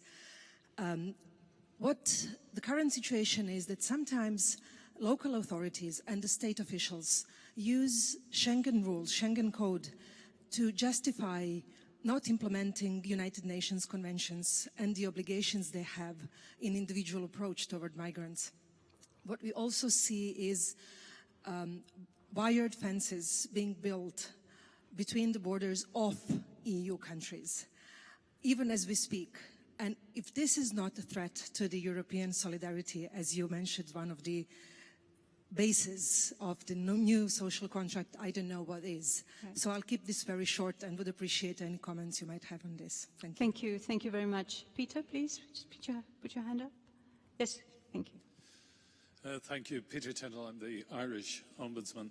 I was very struck by your analysis, and particularly going back as Emily introduced the issue of your grandparents and you yourself referred to them. About the loss of job security, about how populism, in a sense, is linked to the way that way of life disappeared. And I just wondered if you could say a little bit more about the measures you think need to be taken to combat that financial insecurity, that loss of job security, that the lack of prospects for the future that blighted so many people and I think led them to vote perhaps as they did. Thank you. Thank you very much, Peter. Anyone else want to come in at this point? So I'll take a last question from you. Thank you very much. Renier van Zutphen, National Ombudsman of the Netherlands. Thank you for your speech. And this show me people come into our offices every day, so we know about what you're talking about. There's one thing I would like to ask you. You described what happened when the Ombudsman comes in your office and says, oh, not her again. and that she can be a bit itchy. But in the end of the day, she's reasonable. I think that's the sort of way we all come across when we're dealing with our governments, certainly in the Netherlands. But the very idea that we are only itchy and not really contributing from early in the morning to late at night to what is going on in our states and countries, and that we fulfill a very important position. So it goes, as far as I'm concerned, I would like to have the position that they say he's itchy from early in the morning till late at night, as a sort of contribution to what we all should do. Not only be there when it's something you really wouldn't like me to come with, but as somebody or some institution in the different member states that really contributes to what's going on. And probably then we will be able to give the right answer to those who are populists. Because those people who vote for populist parties, those are the ones who need us very often. Right. And more than once, they come to our offices very, very often. Thank you.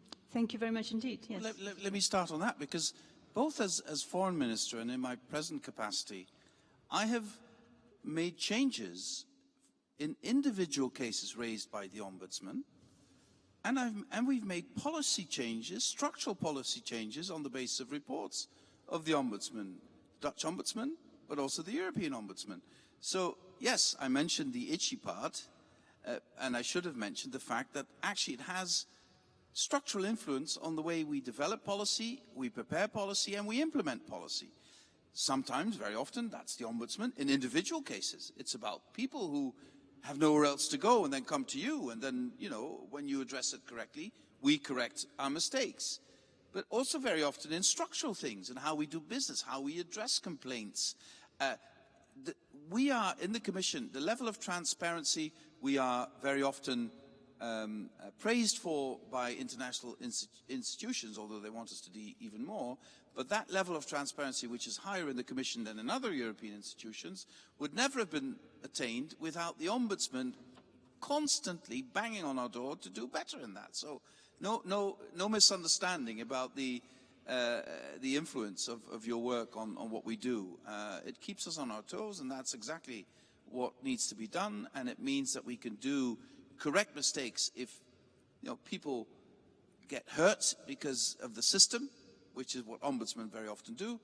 But it also helps us correct structural mistakes in the way we do our business in relationship to our citizens. And the fundamental point here is this.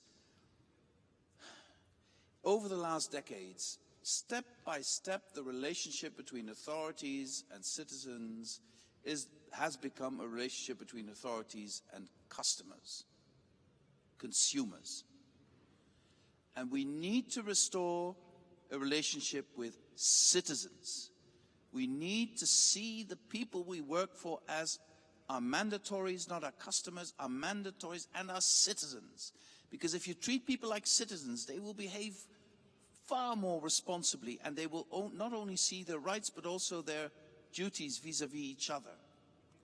And I believe the Ombudsman has a huge role in that. And discussing the report of the Ombudsman helps that. Disciplining my own services when answering to the Ombudsman helps in that.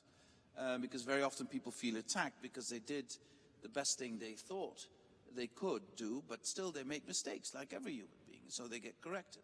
So I think the fundamental point is here, how do we create a sense of citizenship with every single one in this very individualistic society, with every single one of our citizens, and stop treating them like consumers or customers. They are not. They're much more than that. Then the issue of the environment and diverting funds. Let's see where this goes. I believe what we did with the white paper is the right way forward. Many in the Brussels bubble said, oh no, the Commission should have chosen one scenario and defended that. Again, if you accept my premise of a post-paternalistic society, then, giving scenarios and then putting the responsibility with member states, and they can then share that responsibility with their institutions and citizens to give some sense of direction to Europe, I think it's a thing of beauty. It's a new way of looking at this. And it was received rather well in national parliaments and in the media. better even than I had anticipated. And we used a different language. I put a lot of effort with my team to write this in a language that ordinary people can understand and relate to, rather than the traditional institutional message. I'm looking forward to your sixth scenario. You know, I'm in constant dialogue. We're also creating a sustainability platform now, where many of the organizations you and others represent will be represented. It's also an open form of government, much more open. With all the ideas you have, you can make us do a better job. And about how we're going to spend our funds, we'll get there. We'll get there, and don't worry too much. You know my attachment to the sustainability issue. On the issue of migration, either we find a solution which is comprehensive, which looks at better border protection, compacts with countries where people come from who do not have the right to international protection, burden sharing in the European Union, legal forms of migration so that not everyone who wants to come to Europe needs to try and do it through an asylum procedure, and also international agreements on what minimum standards are for the protection of refugees. We need to do all of this, and we need to do all of this at the same time. As long as we don't do that, I'm afraid individual member states will look for individual solutions, and that's when you get fences in Europe. They are not a solution. They can be a temporary solution at best, but if we cannot find a comprehensive solution for the change of the Dublin Agreement and all the other issues I've mentioned, then this will continue, and at the end of the day it will mean that Schengen will no longer work, and that's a very, very high price, I think, to pay. But the fundamental issue here today is, in the next couple of weeks, is there enough sense of solidarity among member states, or do we continue in a situation where a few member states say, we don't want any part of this, we've solved it by a fence, and you should all build fences, that will solve the situation. But the irony of the situation is that those few countries who solved it through fences can only do that because other countries did not build fences. Because if other countries had built fences, they would be in a much more problematic situation. So they sort of, how should I say this in a not too unkind way? Well, they profit from the solidarity others give without themselves showing any form of solidarity. And I think that is a painful thing to say about Europe, but it's something we need to solve, fully understanding the differences in culture and history between our member states. Now, we're talking about the social contract. How do you solve that problem? I think one of the things that will not solve it is nostalgia. Nostalgia is becoming more and more opium of the people. And because we teach history so badly and we politicize history, nostalgia has become a very powerful political tool. And, if my grandparents were living today and they saw the way we lived, they would never want to go back to their lives. They would never want to go back. My grandfathers had to leave school at 12 years of age because from their background, they were bright enough.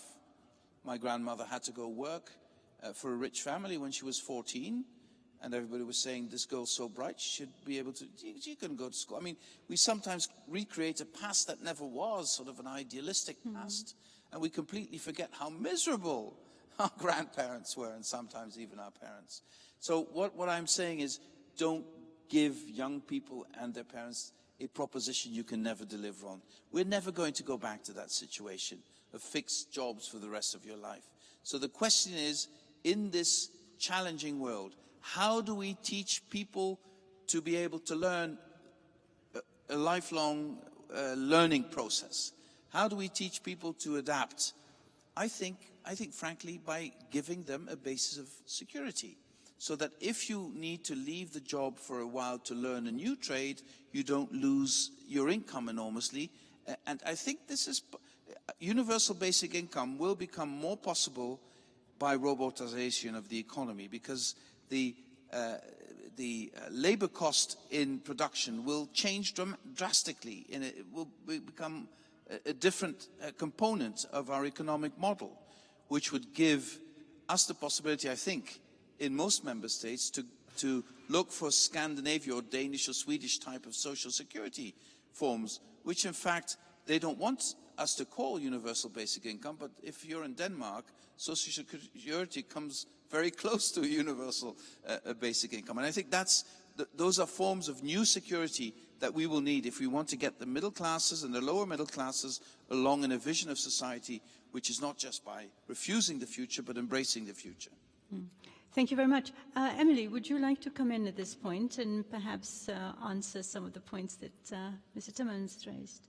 Well, I was interested in the discussion about what you were saying about young people and the challenges that an older generation finds in motivating them sometimes and all of that. And I heard an expression recently which I hadn't heard before, but I do rather guiltily apply it to myself, which is snowplow parents, when everything, their path is smoothed in front of them and nothing is too challenging for them, and we're always running to make things a bit too easy for them, which, as we all know, is not the right way to raise people, because we need them to be independent to meet those challenges, and that's the only way that they will grow. But I think a game changer, to use that awful expression, in relation to how young people are interacting with the world at that general political level was actually Mr. Trump, because I think his arrival was a shocking event, particularly to a generation of young people who've always looked very benignly on the United States and who see it as progressive and, of course, very attractive and all of that in terms of its music, its film, its art, its culture, all of that. And then this dark presence emerges. And it's as though you never appreciate the light until you've seen the darkness. You don't appreciate heat until you've felt cold and so on. And perhaps that idealistic complacency that this generation was experiencing has been, to some degree, shattered by that. And I agree, I see it with some of my own children who are now getting involved and who have been motivated by that. But also, I think one of the things you can say about this generation, this is a very, very general statement, they're not growing up with the prejudices of their parents or their grandparents. And I think you really see that. I don't want to be too sort of, always talking about Ireland in relation to this, but our new Prime Minister is a young gay man. I think we became the first country by way of a referendum, to bring in marriage equality in relation to gay people. Now, anybody who would have told us 5 years ago, 10 years ago, 20 years ago, that this was happening in Ireland, of all places. And I think that had a lot to do with young people. And I know, talking to my own children, they simply couldn't understand that prejudice whatsoever. They thought it was a no-brainer.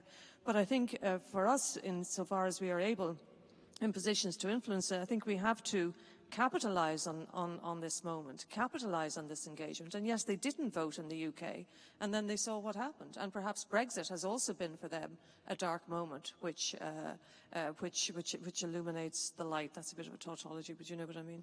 And I think as well, they have seen their power. I mean, I take your point, the Tories won more votes than ever, but so did the Labour Party, more than Tony Blair. And I think they have suddenly seen their power. And I think it's our role, and certainly you in the political role that you have, is somehow to harness that. And I think, as I was saying earlier, perhaps before you came, in this Brexit piece at the moment, it's the EU negotiators and the UK negotiators, but pretty soon everybody's going to have a chance to come in. And social media and that kind of social civic engagement that new technologies have enabled us, that perhaps that is going to be the game changer. If I could just add to both of you, yes, young people, but what was also very interesting in the latest general elections in the UK, and also with your new Irish Prime Minister, the ethnic side of things is up there too. The ethnic minorities of Europe, your new Prime Minister half Indian, but the ethnic minorities of Europe really did go out and vote. So we are talking about young people, but we're also talking about a very diverse Europe, which has to be reflected and recognized, wouldn't you say? Yeah, very, very much so. And I think, I know I've mentioned the London fire a few times, but it was so horrific.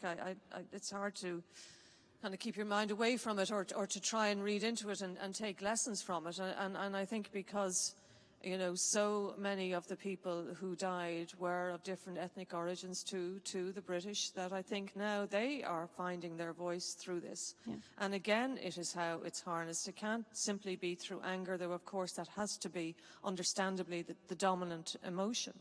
But I think suddenly they've become real people. They're not just headlines for the Daily Mail. That's right, yeah. They're not just cheap slogans on the sides of big lorries or whatever.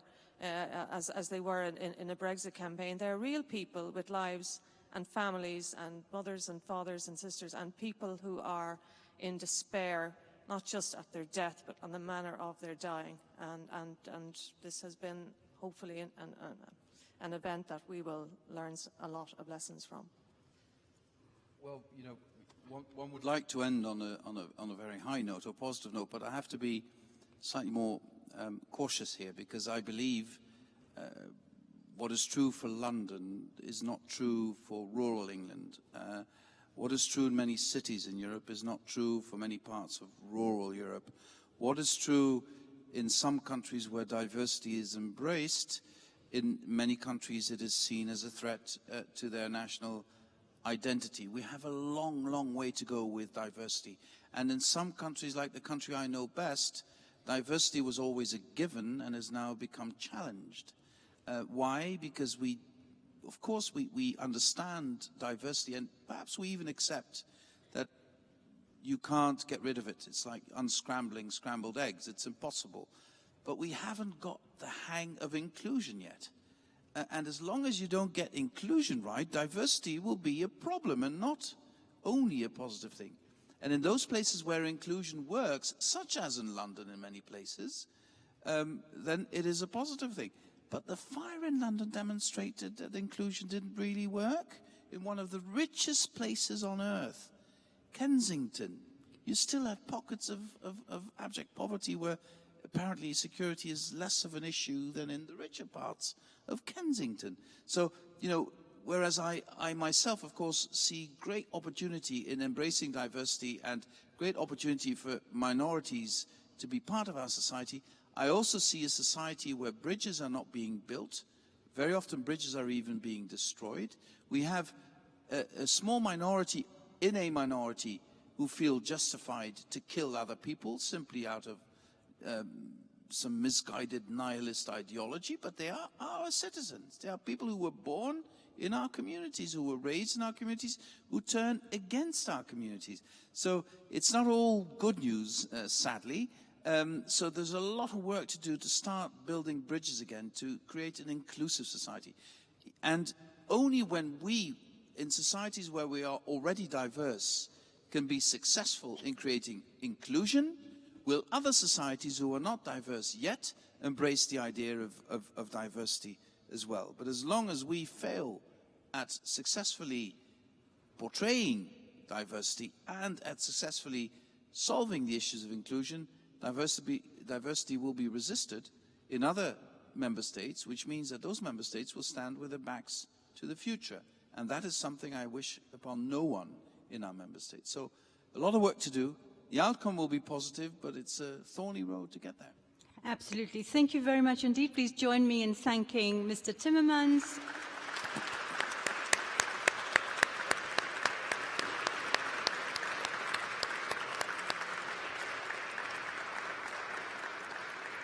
And this brings us to the end of what's been a very stimulating afternoon. We talked about populism, how to defeat it. We had Bart Somers here, the mayor of Mechelen, who told us about building inclusive societies, and we've talked about Brexit. So thank you for your participation. See you all tomorrow again. And Mr. Timmermans, once again, thank you very much for joining us.